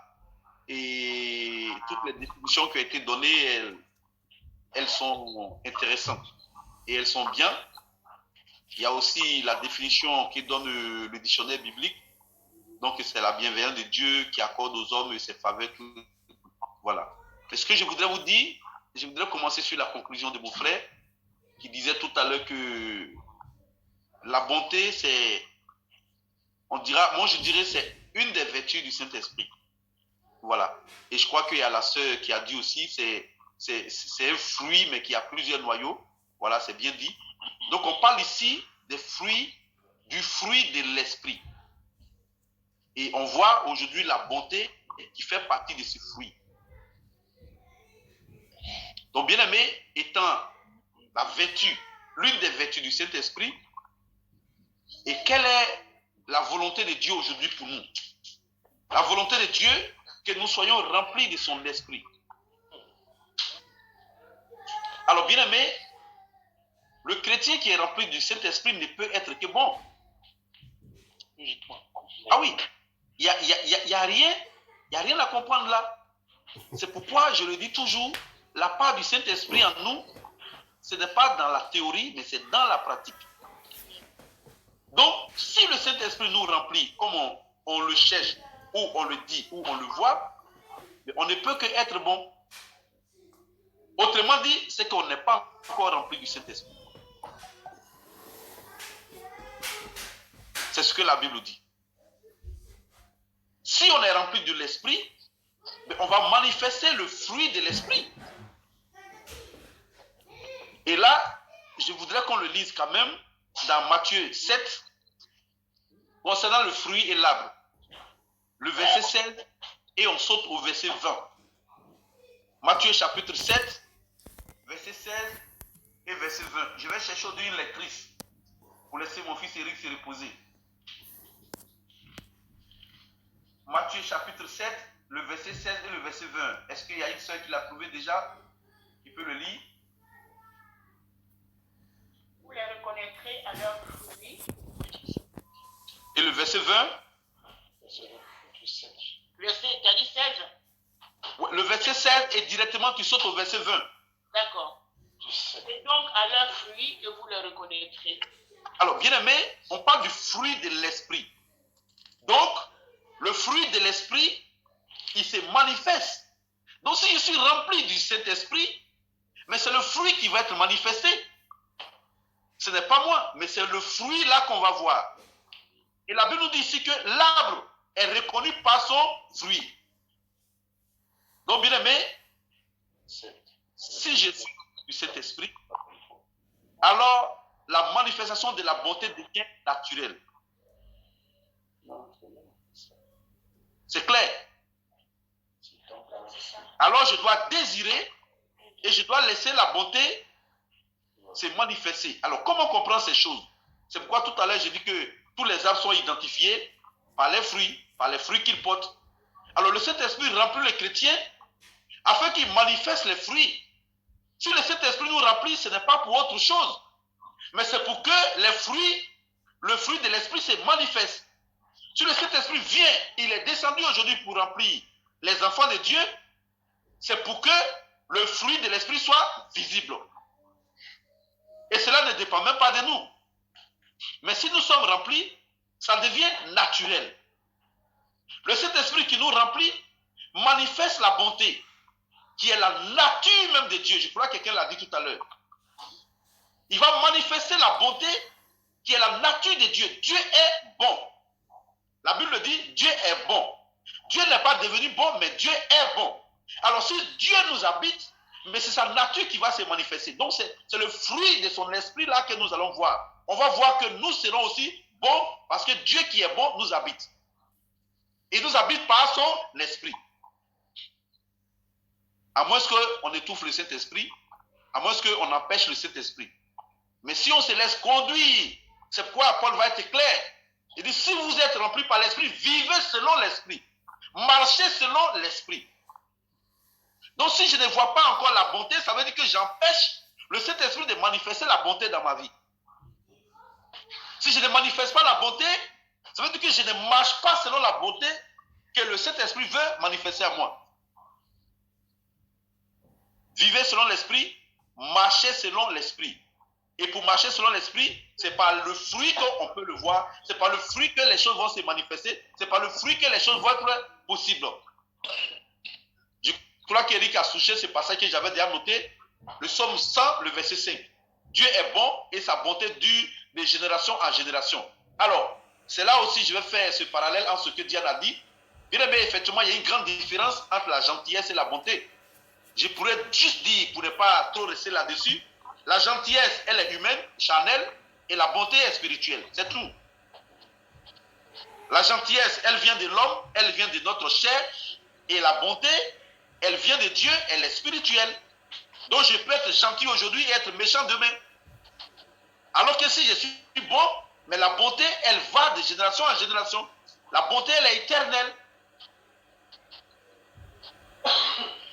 Bien aimé, la bonté contient une puissance. Elle arrive à démontrer une puissance quand on la laisse nous conduire. Je m'explique. Vous vous souvenez de la vie de Moïse lorsqu'il était en Égypte? L'exemple de Moïse. Moïse à lui-même ne pouvait rien faire. C'est pourquoi il a fui et il s'est retrouvé dans le désert où il a rencontré sa femme et son beau-père plus tard. Mais Moïse, quand Dieu l'appelle et que Dieu échange avec lui, Moïse va discuter avec Dieu. Et il y a quelque chose qui va se passer. On prend Exode 33, le verset 17 au verset 19. Exode chapitre 33, le verset 17 au verset 19. Vous avez touché beaucoup de points, donc on ne sera pas long aujourd'hui. Peut-être on va prier. L'Éternel dit à Moïse, Oui. Car tu as trouvé grâce à mes yeux et je te connais par ton nom. Moïse dit, fais-moi voir ta gloire. L'Éternel répondit, je ferai passer devant toi toute ma bonté et je proclamerai devant toi le nom de l'Éternel. Je fais grâce à qui je fais grâce et miséricorde à qui je fais miséricorde. Bien-aimé, Dieu promet à Moïse ici que la bonté de l'Éternel va l'accompagner dans tout. C'est pourquoi Moïse a réussi sa mission en Égypte. C'est la bonté de Dieu qui a conduit Moïse et que Moïse a pu vaincre Pharaon. C'est la bonté de Dieu qui s'est manifestée. Et que quand Pharaon a vu Moïse, il n'a pas pu mettre la main sur lui pour le mettre en prison. Bien aimé, on le sait très bien, Moïse était recherché en Égypte. Moïse était considéré comme un fugitif, un fuyard, parce qu'il était recherché, on devait le tuer. Mais Dieu lui dit ici, ma bonté va t'accompagner. Alors que la bonté de Dieu accompagne Moïse, Moïse arrive en Égypte et Pharaon ne peut même plus mettre la main sur lui. Moïse retourne en Égypte et il devient un homme intouchable. C'est ça la bonté de l'Éternel, dans cette dimension ici. Et cette bonté accompagne Moïse jusqu'à ce que les enfants d'Israël puissent traverser tout le désert et traverser même la mer. Bien aimé, on ne peut pas être bon aussi si on n'aime pas. L'amour est le premier fruit quand on lit Galates 5, 22. Mais je comprends là que l'amour et la bonté, on a l'impression qu'ils ont même pas un main. Ils se suivent en fait. On ne peut pas aimer, on ne peut pas être bon s'il n'y a pas d'amour au début. Alors, on va voir comment Dieu a manifesté cette bonté, qui est en fait même l'amour. Bien aimé, nous le savons tous, avant que Jésus ne vienne, la Bible nous dit que l'humanité était séparée d'avec Dieu. Il y avait cette barrière entre Dieu et l'homme. Alors, Dieu nous a fait du bien, parce que si vous lisez la définition, on dit la bonté, la bonté nous pousse à faire du bien envers autrui. La bonté nous pousse à aimer. La bonté nous pousse à prendre soin. La bonté nous pousse à accorder à l'autre ce qu'il n'a pas. La bonté nous pousse à prendre la place de l'autre en fait. La bonté nous pousse à ressentir ce que l'autre ressent. Alors Dieu voyant la tristesse des humains, et même avant d'envoyer Moïse, il a dit quoi? Il dit, j'ai entendu la souffrance, j'ai entendu les pleurs, j'ai entendu les cris. Et c'est comme ça qu'il envoie Moïse pour sauver le peuple. Alors bien aimé, Dieu va manifester sa bonté envers l'humanité comment? Dieu d'abord va nous pardonner nos offenses. Il va envoyer son fils pour le sacrifice. Et par le sang de Jésus, nous allons obtenir la grâce, le pardon et la miséricorde. Dieu va nous donner l'occasion d'avoir le salut, de vivre la vie éternelle dans son royaume. Alors qu'on était coupé de ce royaume, mais Dieu va encore manifester sa bonté en nous donnant plusieurs occasions. Donc il va manifester cette bonté. Bien aimé, la bonté a été manifestée il y a 2000 ans. Ça veut dire que Jésus est né il y a 2000 ans. Jésus est venu il y a plus de 2000 ans. Mais jusqu'à ce jour, il continue de manifester cette bonté envers ceux qui rejettent la main qu'il a tendue. C'est pourquoi la Bible dit, chaque matin, il la renouvelle. C'est quoi dans la lamentation que vous avez lu tout à l'heure? Chaque matin, Dieu renouvelle sa bonté. En fait, chaque matin, Dieu retend sa main. La bonté de Dieu qui se renouvelle chaque matin, c'est pour redonner l'occasion à ceux qui n'ont pas pu l'accepter hier, de l'accepter aujourd'hui. Et demain matin, ceux qui n'ont pas pu l'accepter aujourd'hui, Dieu va encore manifester sa bonté pour que les gens puissent l'accepter. Donc en fait, c'est une main tendue, mais qui est éternelle. Donc Dieu va tendre sa main de manière éternelle jusqu'à ce que tous ses enfants soient sauvés. Quelle bonté, mes frères. Amen. Dans cette bonté ici, Dieu n'est pas découragé. Dieu ne dit pas, ah non, mais je suis fatigué. Ça fait 2000 ans que mon fils est né. Ça fait 2000 ans que Jésus a fait le sacrifice. Ça fait 2000 ans que Jésus court après eux. Mais c'est un peuple rebelle. C'est un peuple incrédule, ça ne sert à rien. Non. Dieu n'a pas fait ça. Parce que la bonté, elle ne se lasse pas de faire du bien. La bonté ne se fatigue pas de faire du bien. La bonté ne se décourage pas. La bonté tend toujours la main jusqu'à obtenir gain de cause. Et ici, il est question du salut de l'humanité. Donc, je l'ai dit au début, Dieu va manifester sa bonté envers nous pour nous envoyer au salut, pour nous conduire au salut et pour nous conduire dans son royaume. Et ce royaume, la clé passe par Jésus-Christ. Et c'est pourquoi Jésus va faire le sacrifice. Mais malgré ça, il y a des gens qui n'ont pas toujours accepté le Seigneur.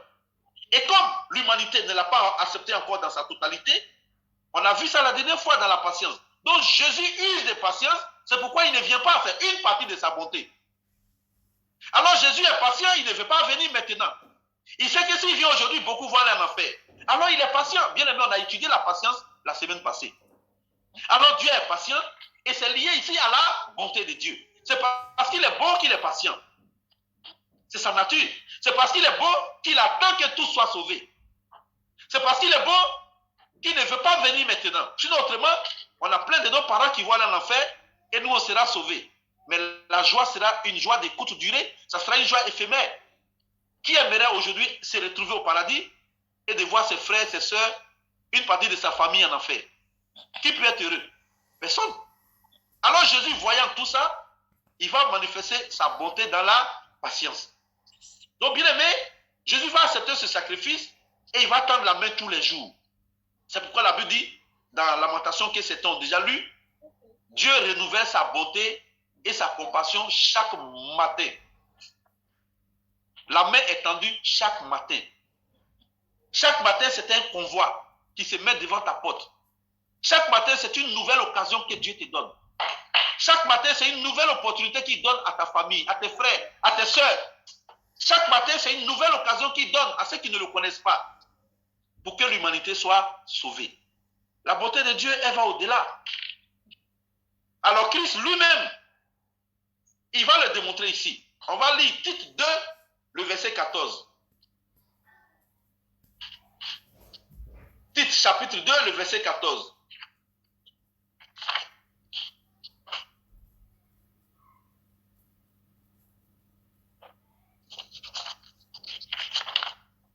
Tite chapitre 2, le verset 14.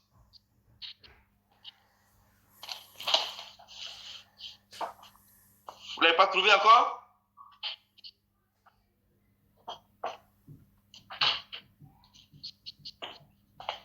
Tite chapitre 2, le verset 14.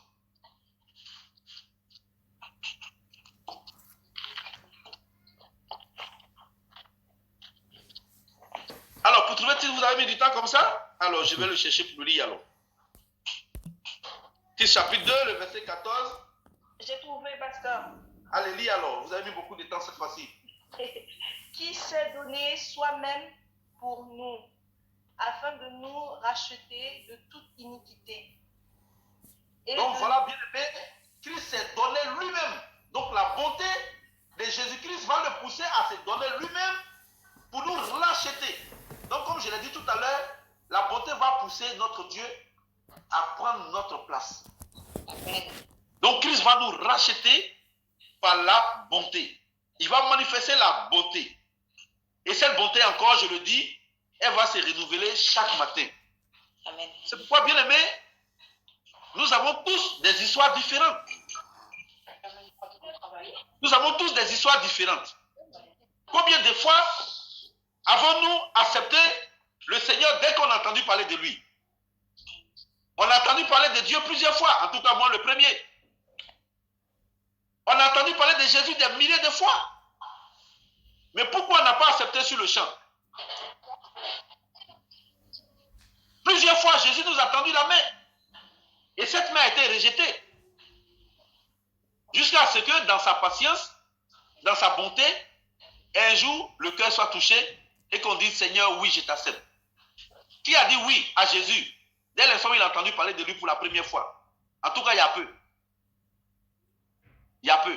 Peut-être parmi nous, il y en a. Mais en tout cas, moi, il y a eu des milliers d'occasions.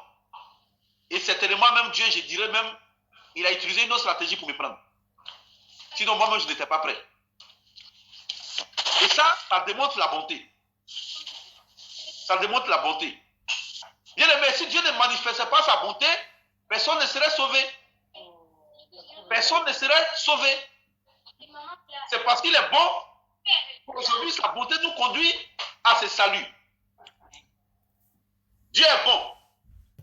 La bonté exclut le découragement, comme je l'ai dit tout à l'heure. Elle est source d'espoir. Et Pierre va le dire ici, concernant le retour de Jésus. Comme je l'ai dit la dernière fois, dans 2 Pierre 3, le verset 9, on l'avait déjà lu. Jésus use de patience, il attend que tout soit sauvé. Bien aimé, je l'ai dit, il y a 2000 ans que Jésus a donné sa vie. Il y a 2000 ans que l'occasion a été donnée à l'humanité pour être sauvée.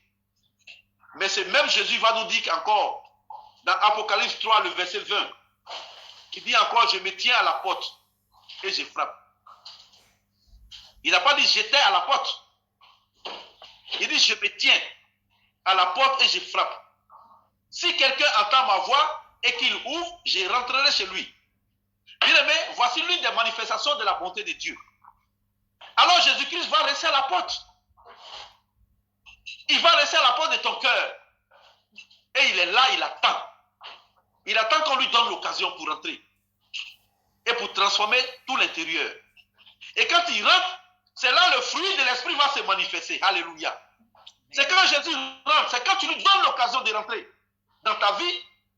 Et c'est là il rentre avec tout le bagage. Il rentre avec le Saint-Esprit. Et c'est à ce moment que tu peux manifester les fruits de l'esprit. Donc il se tient à la porte. Il dit, je suis là. Mon fils, tous les matins, je suis là. Ma fille, je suis là. Alors, bien aimé, Christ se tient à la porte du cœur. C'est pourquoi ne nous inquiétons même pas pour nos frères, nos soeurs, nos parents qui ne le connaissent pas encore. Jésus n'est pas découragé. Jésus ne se lasse pas. Il attend que toutes ces personnes lui donnent l'occasion d'être sauvées. C'est pourquoi il ne vient pas maintenant. C'est pourquoi il n'est pas pressé de revenir. Maman, elle veut des gants. Pourquoi il donne cette occasion pour que tout soit sauvé. Je me tiens à la porte et je frappe. Si vous m'entendez et que vous ouvrez, alors je rentrerai.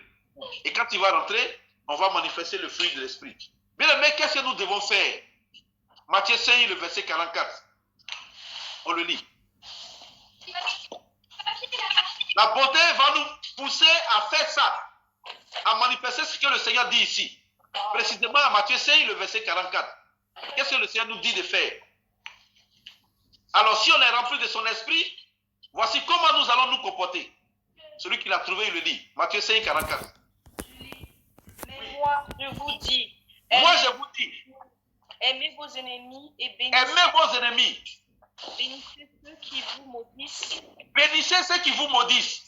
Faites du bien à ceux qui vous haïssent et priez pour ceux qui vous courent dessus et vous persécutent. Bien aimé, il n'y a pas de commentaire à faire, c'est ce que Jésus a fait à la croix. Alors, un enfant de Dieu, un chrétien, il va imiter Jésus. À la croix, Jésus va dire quoi? Père, pardonne-leur, quand ils ne savent pas ce qu'ils font. Et il nous demande ici d'aimer, même ceux que nous croyons comme étant nos ennemis, de les aimer. J'aime souvent quand Jean-Pierre le dit, en tout cas, je ne suis pas encore capable. Ce n'est pas facile. Moi aussi, je vous le dis. Aimer son ennemi, mon frère, ma soeur, on peut le dire dans la bouche. Mais dans la pratique, c'est autre chose. Quand il dit tends la joue droite, tends la joue gauche, on te gifle sur la joue droite. On peut le lire. Mais dans la pratique, c'est autre chose. C'est pourquoi je vous exhorte à chaque fois en disant, soyons prêts, soyons des chrétiens. Laissons le Seigneur nous transformer. Laissons le Seigneur nous remplir de son esprit. Et n'empêchons pas le Saint-Esprit de se manifester. N'empêchons pas le Saint-Esprit de développer son fruit qui est en nous. N'empêchons pas le Saint-Esprit, voilà, de fructifier les fruits qu'il a mis en nous. C'est en ce moment que le fruit va nous conduire. Autrement dit, on sera conduit par la chair toujours. Et on est chrétien, mais conduit encore dans la chair. Pourtant, si on est conduit par l'Esprit, on va laisser le Saint-Esprit manifester ses fruits. On va laisser le Seigneur manifester le fruit. Père, pardonne-leur. Ils ne savent pas ce qu'ils font. Jésus est en train de souffrir quand il disait ça. Bien aimé, cet exemple, c'est cette vie que le Seigneur attend de ses enfants. Comme je l'ai dit, c'est pourquoi son esprit est venu nous habiter. C'est pour lui ressembler. Le Saint-Esprit est venu nous habiter pour être à son image, pour faire ce qu'il a fait et continuer à faire au travers de nous, chaque jour, ce qu'il avait fait par le passé. Le Saint-Esprit nous habite pour nous transformer.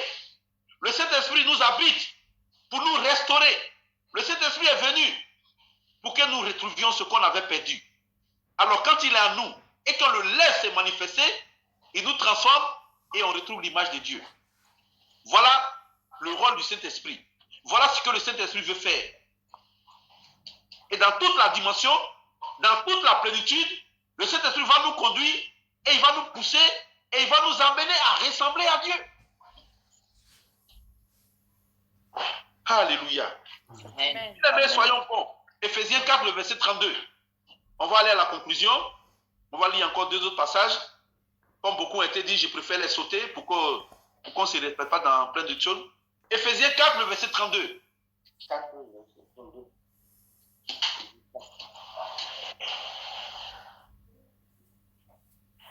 Éphésiens 4, 32, voici ce que nous devons être.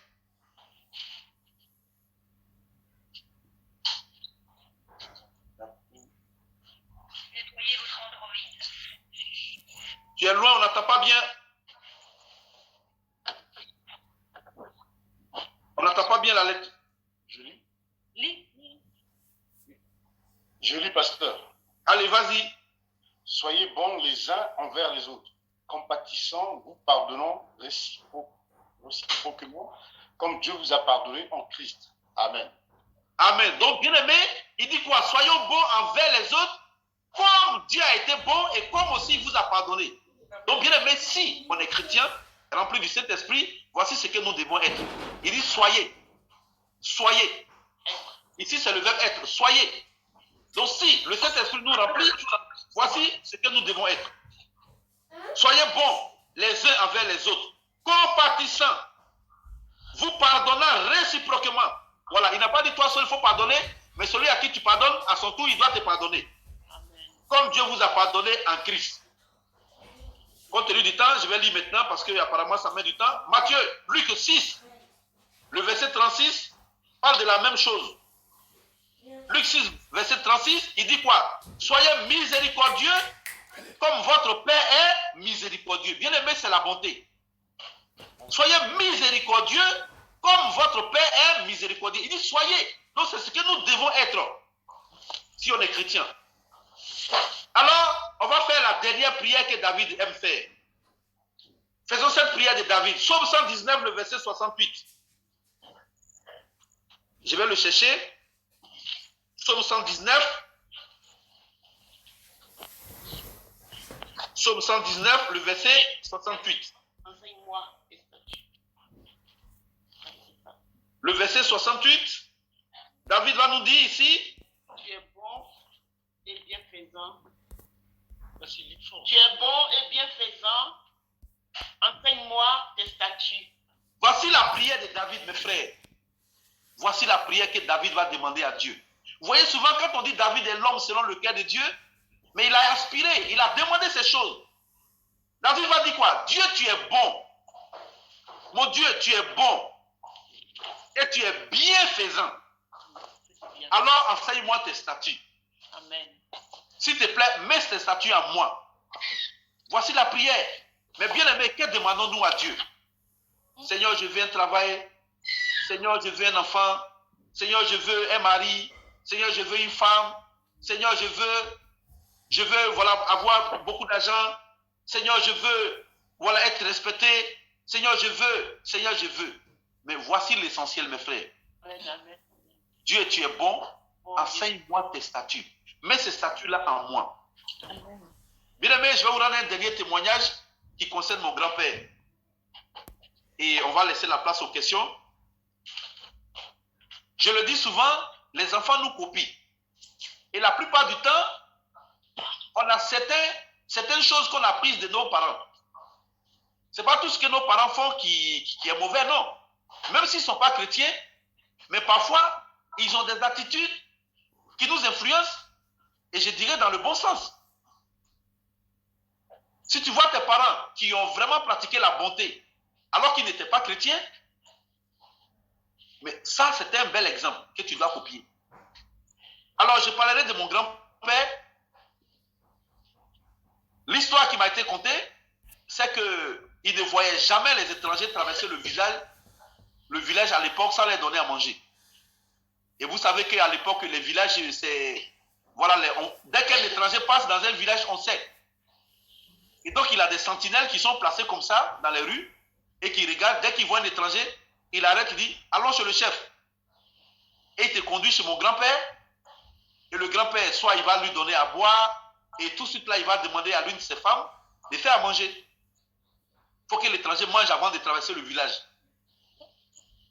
Bon, je vais voir, est-ce que c'était la bonté ou bien la gentillesse? Mais je comprendrai plus tard. Donc, il a toujours fait.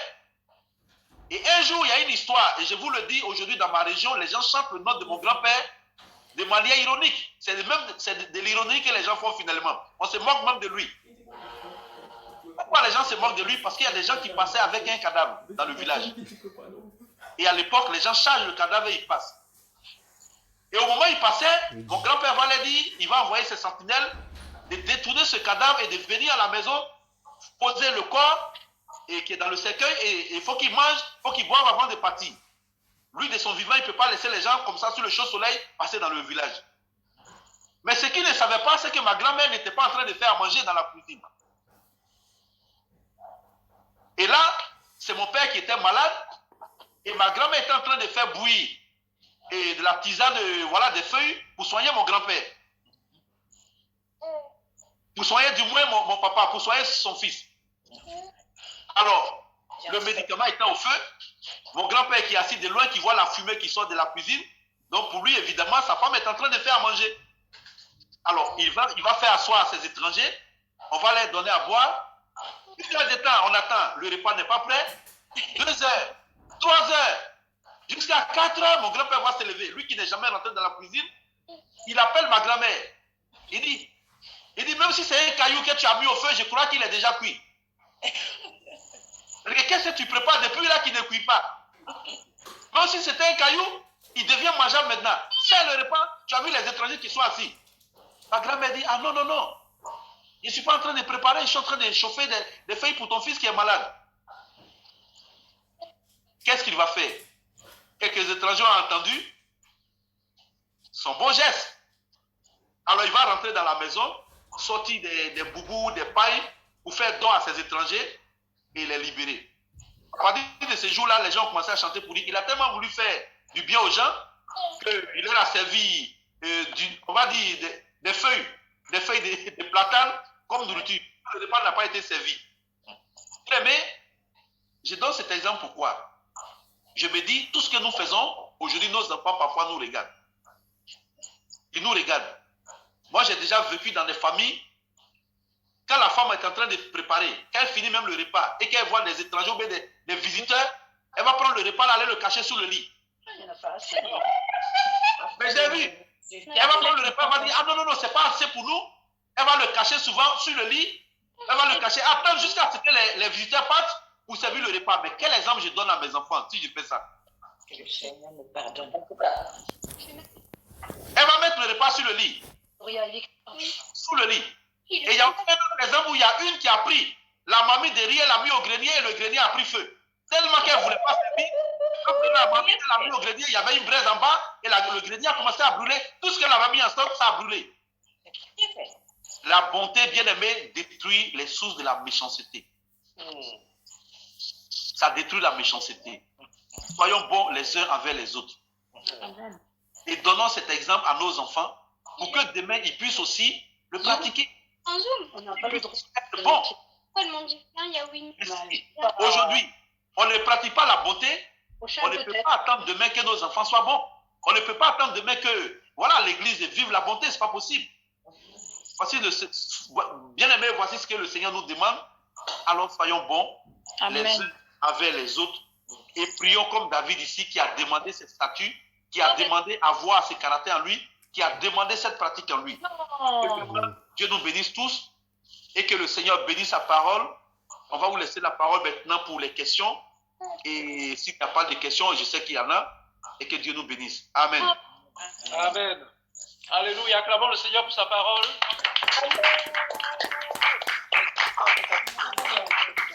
Amen, amen, amen. Voilà, bien-aimés, nous sommes donc encore sur ce thème.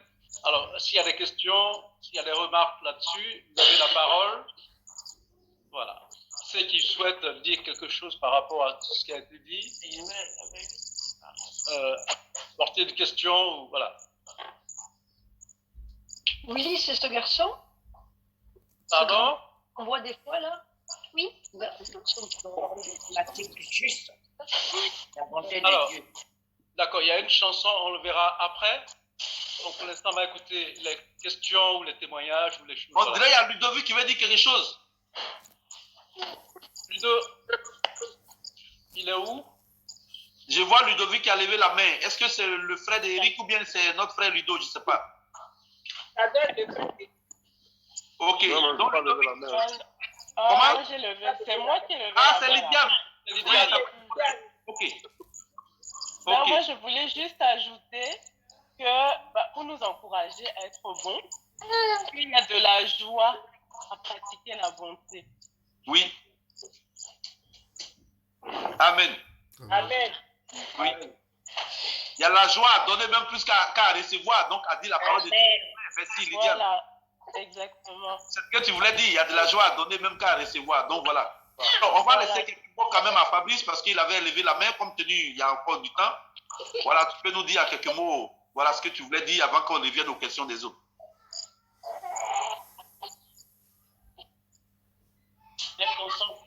Ton micro est coupé. Ouais, le micro. C'est bon, ça va? Oui, ça va. Ok. Bonjour à tous. Et merci, pasteur, et merci aussi aux frères. Je suis un peu grippé, désolé pour ma voix. Mais je tenais aussi à dire merci au pasteur pour cette exhortation, parce que ça nous a fait du bien.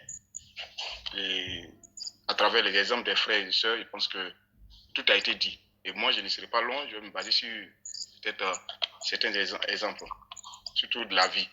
Et le pasteur a touché le point tout à l'heure qui m'a vraiment touché concernant ce que nos parents font.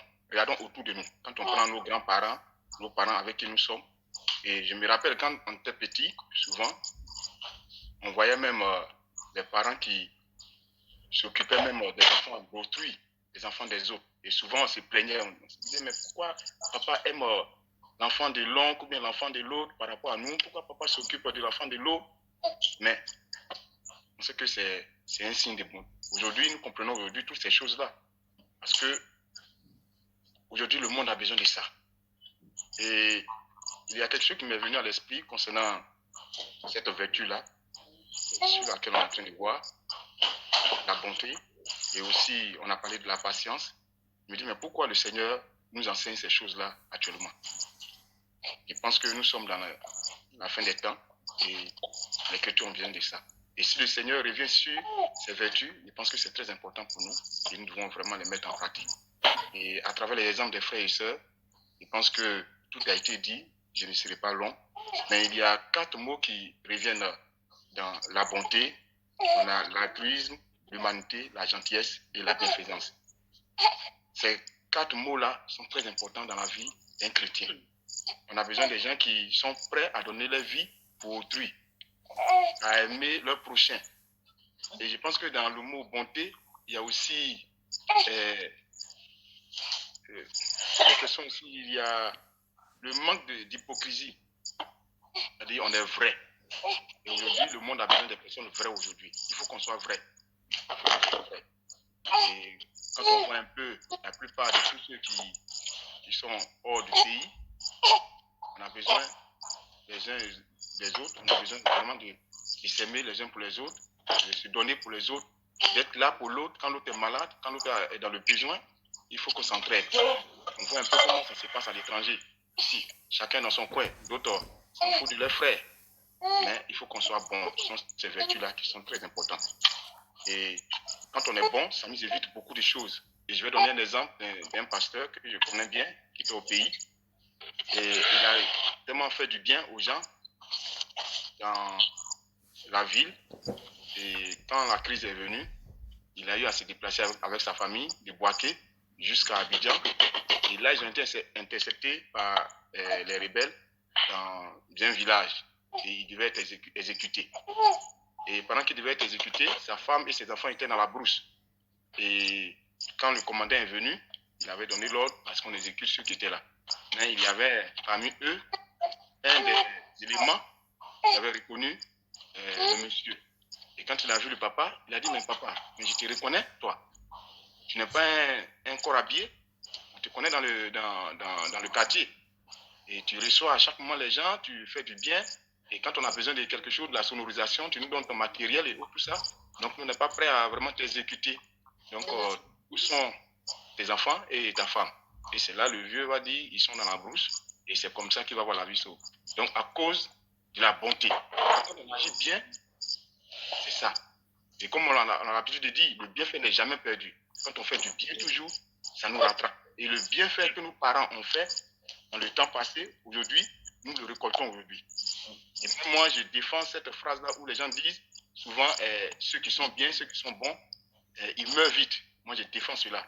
Quand on est chrétien, quand on fait du bien, on récolte cela.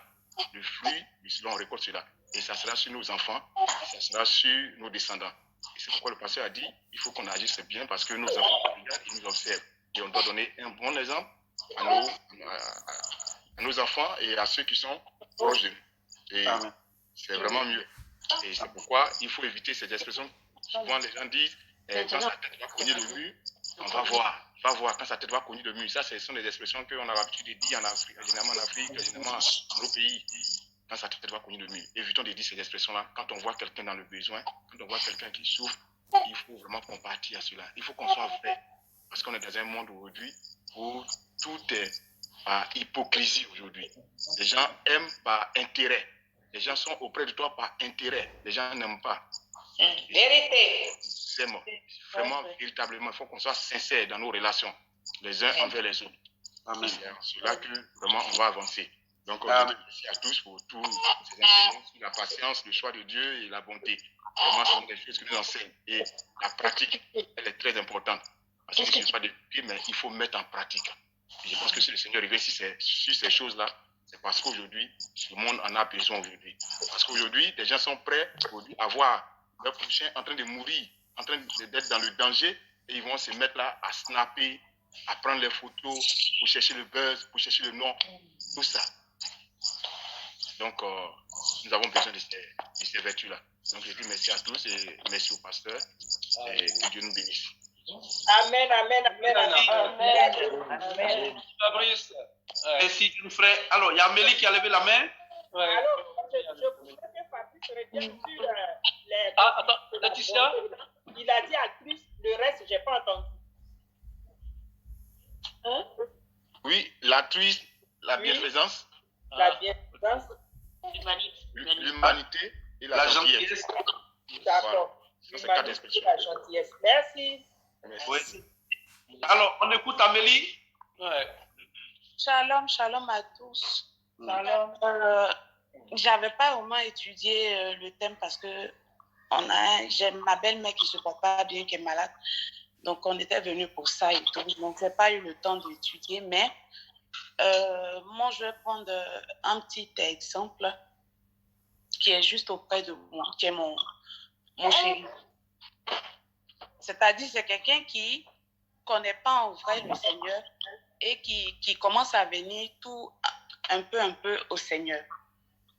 On peut dire que c'est quelqu'un qui a été païen, c'est maintenant qu'il veut accepter le Seigneur et tout, c'est maintenant qu'il veut être au Seigneur. Mais malgré qu'il est païen, je veux dire que c'est quelqu'un qui ne mange jamais sur quelqu'un d'autre, sur autrui, sur son frère, jamais. C'est quelqu'un qui ne fait jamais de reproches. C'est quelqu'un qui, c'est-à-dire, il a une bonté pas possible. C'est-à-dire, quand tu le regardes même en train de se comporter, j'ai vécu auprès de lui, ça fait un an et demi. C'est quelqu'un qui fait tout ce que la Bible recommande pendant qu'il n'est pas chrétien. Quand je dis tout, c'est-à-dire, je pèse mes mots en griffe. La plupart des choses que la Bible réclame, la Bible nous enseigne, la Bible est en train de nous former, nous autres, on est à Christ, nous autres, on essaye d'être bon. On essaye de faire tout ce qui est bon sur cette terre-là. C'est quelqu'un qui arrive à faire cela sans même connaître la Bible, sans même donner sa vie au Seigneur déjà. Il le fait tout le temps. Donc, je veux dire, même les païens, souvent, qui ne connaissent pas le Seigneur, pratiquent ce que c'est la bonté. Ouais. C'est-à-dire aimer les autres. Je suis là depuis 1 an et demi. Il ne m'a jamais reproché quoi que ce soit. Il ne m'a jamais donné d'ordre sur quoi que ce soit. Il n'a jamais menti sur moi. Il n'a jamais fait la méchanceté. Tout ce qui est bon, c'est ce qu'il fait. Et il dit que son père lui a appris, son père ne lui a pas appris à faire des reproches. C'est un problème même pour notre couple. Parce que même quand il y a quelque chose qui ne va pas, quand tu lui demandes de faire des reproches, il ne fait pas. Il dit qu'il ne peut pas faire de reproches. C'est-à-dire qu'il y a des personnes comme ça qui sont bons en eux-mêmes, même quand ils ne sont pas au Seigneur. Donc nous qui sommes au Seigneur, nous qui voulons les emmener au Seigneur, on doit pratiquer cette bonté-là. Amen. Et dans cette bonté, il y a beaucoup d'amour, beaucoup de patience. Beaucoup d'amour, beaucoup de patience. Moi, je ne vais pas dire que je ne suis pas parfaite, non. Mais cette bonté-là, j'essaie de la voir et c'est que j'en ai un peu. Parce que même il y a des personnes qui m'ont fait tellement de mal, tellement de mal, que je continue d'aimer ces personnes-là. Je continue d'être bonne envers ces personnes-là. Donc, c'est quelque chose que si tu aimes Jésus, si tu as décidé de venir à Christ, c'est-à-dire, tu dois, c'est-à-dire, ressembler à Christ, il dit ça tout le temps. Essayer de ressembler à Christ. On n'y arrive pas comme ça tout d'un coup, mais essayer de lui ressembler. Car lui-même, il a payé le prix sur la croix pour nous. Quand il mourait, il a dit, Père, pardonne-leur, car ils ne savent pas ce qu'ils font. Amen. Il n'y a pas de bonté plus que cela. Il n'y a pas de bonté plus que cela. C'est-à-dire de pardonner coûte que coûte, quel que soit ce qu'on te fait, quel que soit ce que tu vis au quotidien. Quand tu as cette bonté-là, ton cœur, il est pur. Tu penses vrai pour tout et chacun de nous. Et surtout, quand tu es en Christ, tu as tout gagné, quoi. C'est ce que je voulais ajouter. Je voulais dire, même les païens qui ont cette bonté, nous, on doit avoir ça. Parce qu'on a Christ dans notre vie, mais très souvent, on n'a pas cette bonté-là. Alléluia. Merci beaucoup, ma fille. Si vous permettez, pour ce que Amélie vient de dire là, parce qu'il y a des questions qui sont posées, mais souvent vous ne les posez pas, on va juste lire Romains 2. Je le lis, hein, écoutez bien. Romains 2, ça concerne vraiment ceux qui ne sont pas encore avec Dieu, mais Paul va décrire quelque chose ici. Voilà. Il est question de ceux qui ont la loi et ceux qui ne l'ont pas. Donc je lis au verset 12. Tous ceux qui ont péché dans la loi périront aussi sans la loi. Et tous ceux qui ont péché avec la loi seront jugés par la loi. Ce ne sont pas en effet ceux qui écoutent la loi qui sont justes devant Dieu, mais ceux qui la mettent en pratique seront justifiés. Donc ce n'est pas ceux qui écoutent la loi qui sont justes. Pour Dieu, c'est ceux qui mettent la loi en pratique qui sont justifiés. Mais quand les païens, écoutez là, quand les païens qui n'ont point la loi font naturellement ce que prescrit la loi, ils sont eux qui n'ont pas la loi, une loi pour eux-mêmes. Ils montrent là que l'œuvre de la loi est écrite du moins dans leur cœur et leur conscience en rendant témoignage de leurs pensées, s'accusant ou se défendant tour à tour. Donc l'œuvre est déjà inscrite dans le cœur. C'est pourquoi souvent je vous dis, on ne peut pas connaître vraiment la vie spirituelle d'autrui. Il y a des gens déjà qui ont la semence. Et à un moment donné, Dieu commence à l'arroser et un matin, on voit le fruit, on voit l'arbre. Donc ça, c'est très intéressant de voir que parfois, on pense que les gens, ils ne sont pas chrétiens, nous, on est chrétiens. Mais quand on regarde dans la pratique, on voit que parfois, ils font mieux que nous. Oui, tout le temps. C'est vrai. Voilà, et s'ils font mieux que nous, ça veut dire quoi? Dieu a déjà mis la semence en eux. Donc, quand on prie pour ces personnes et qu'elles viennent à Christ, ben, elles ne font que continuer le chemin naturellement. Voilà, parce que alléluia. c'est ça qui est écrit dans Romains 2 que je viens de vous faire lire là. Et c'est ce que je disais tout à l'heure, peut-être concernant mon grand-père qui malheureusement, lui n'a pas connu Dieu. Hein. Bon, voilà. Mais c'est ces choses aussi. Amen. Amen. Il y a quelqu'un qui veut poser une question. Parce que tu viens de dire, pasteur Zénas, oui, on voit là un exemple concret même dans la Bible, le bon samaritain. Voilà, le bon samaritain, on a parlé de lui ce matin, c'est quelqu'un qui n'était pas dans le peuple de Dieu et qui était étranger même aux œuvres de Dieu. mais cet homme-là, il va vivre l'amour véritable. Et la parole de Dieu nous dit, n'aimez pas, petits enfants, n'aimez pas simplement en parole. Voilà, donc, nous sommes enfants de Dieu, nous avons une grande responsabilité. On ne doit pas simplement aimer en parole, ni vivre en parole, mais on doit pratiquer. Voilà, c'est vraiment extraordinaire. Amen. Amen. Alors, quelqu'un d'autre alors? Ma question a été répondue. D'accord. Ok. Donc, bien aimé, on n'est pas obligé d'attendre toujours 13 heures pour finir. Voilà. Il y a une chanson, hein. Il y a la sœur Marie-Paul qui a proposé un chant. Oui, oui. Quand même. Avant qu'on le termine par le chant, voilà. J'avais demandé à... Les autres sont déconnectés après. Donc, la sœur Inès, je voudrais qu'on parle juste 1 minute avec aussi Abélie. Oui, voilà, oui, rappelle-moi juste après le culte, j'ai un truc à décider ensemble là. Voilà. Ça concerne quelque chose qu'on va faire bientôt. Donc, voilà, rappelez-moi après le culte, je vais parler avec toi, avec Amélie et puis les autres sœurs et frères. D'accord, d'accord. Merci, papa. Merci. Moi aussi? Oui, Inès, oui. D'accord. Ok. Ça va pas durer. Ok, on peut écouter le chant maintenant. Allez, amen. Mon âme bénit le Seigneur. Mon âme bénit le Seigneur. Mon âme bénit le Seigneur. Mon âme bénit le Seigneur. Quand je vois la bonté de Jésus briller sur le toit de la maison, mon âme bénit le Seigneur. Mon âme bénit le Seigneur. Mon âme bénit le Seigneur. Quand je vois la bonté de Jésus briller sur le toit de vos maisons, mon âme bénit le Seigneur. Alléluia. Amen. Alléluia. Amen. Que notre Dieu soit glorifié encore. Amen. Voilà. Bien-aimé, comme le pasteur Zénas l'a dit, voilà, on n'est pas lié par le temps, on n'est pas obligé de dire on va attendre 13h00 pour voilà, partir. Donc, je profite pour faire l'annonce pour... il y a quelque chose, il y a une question qui a été posée, pasteur Zénas, par rapport à la Sainte Seine. Oui. Tu veux faire l'annonce, tu veux en parler? Ah oui.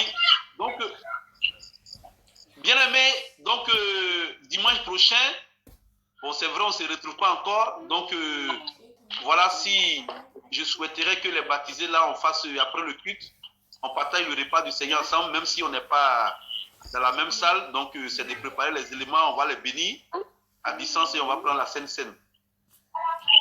Voilà. Dimanche prochain après le culte. Amen. Voilà. Donc préparer le vin, le pain, on les bénira ensemble.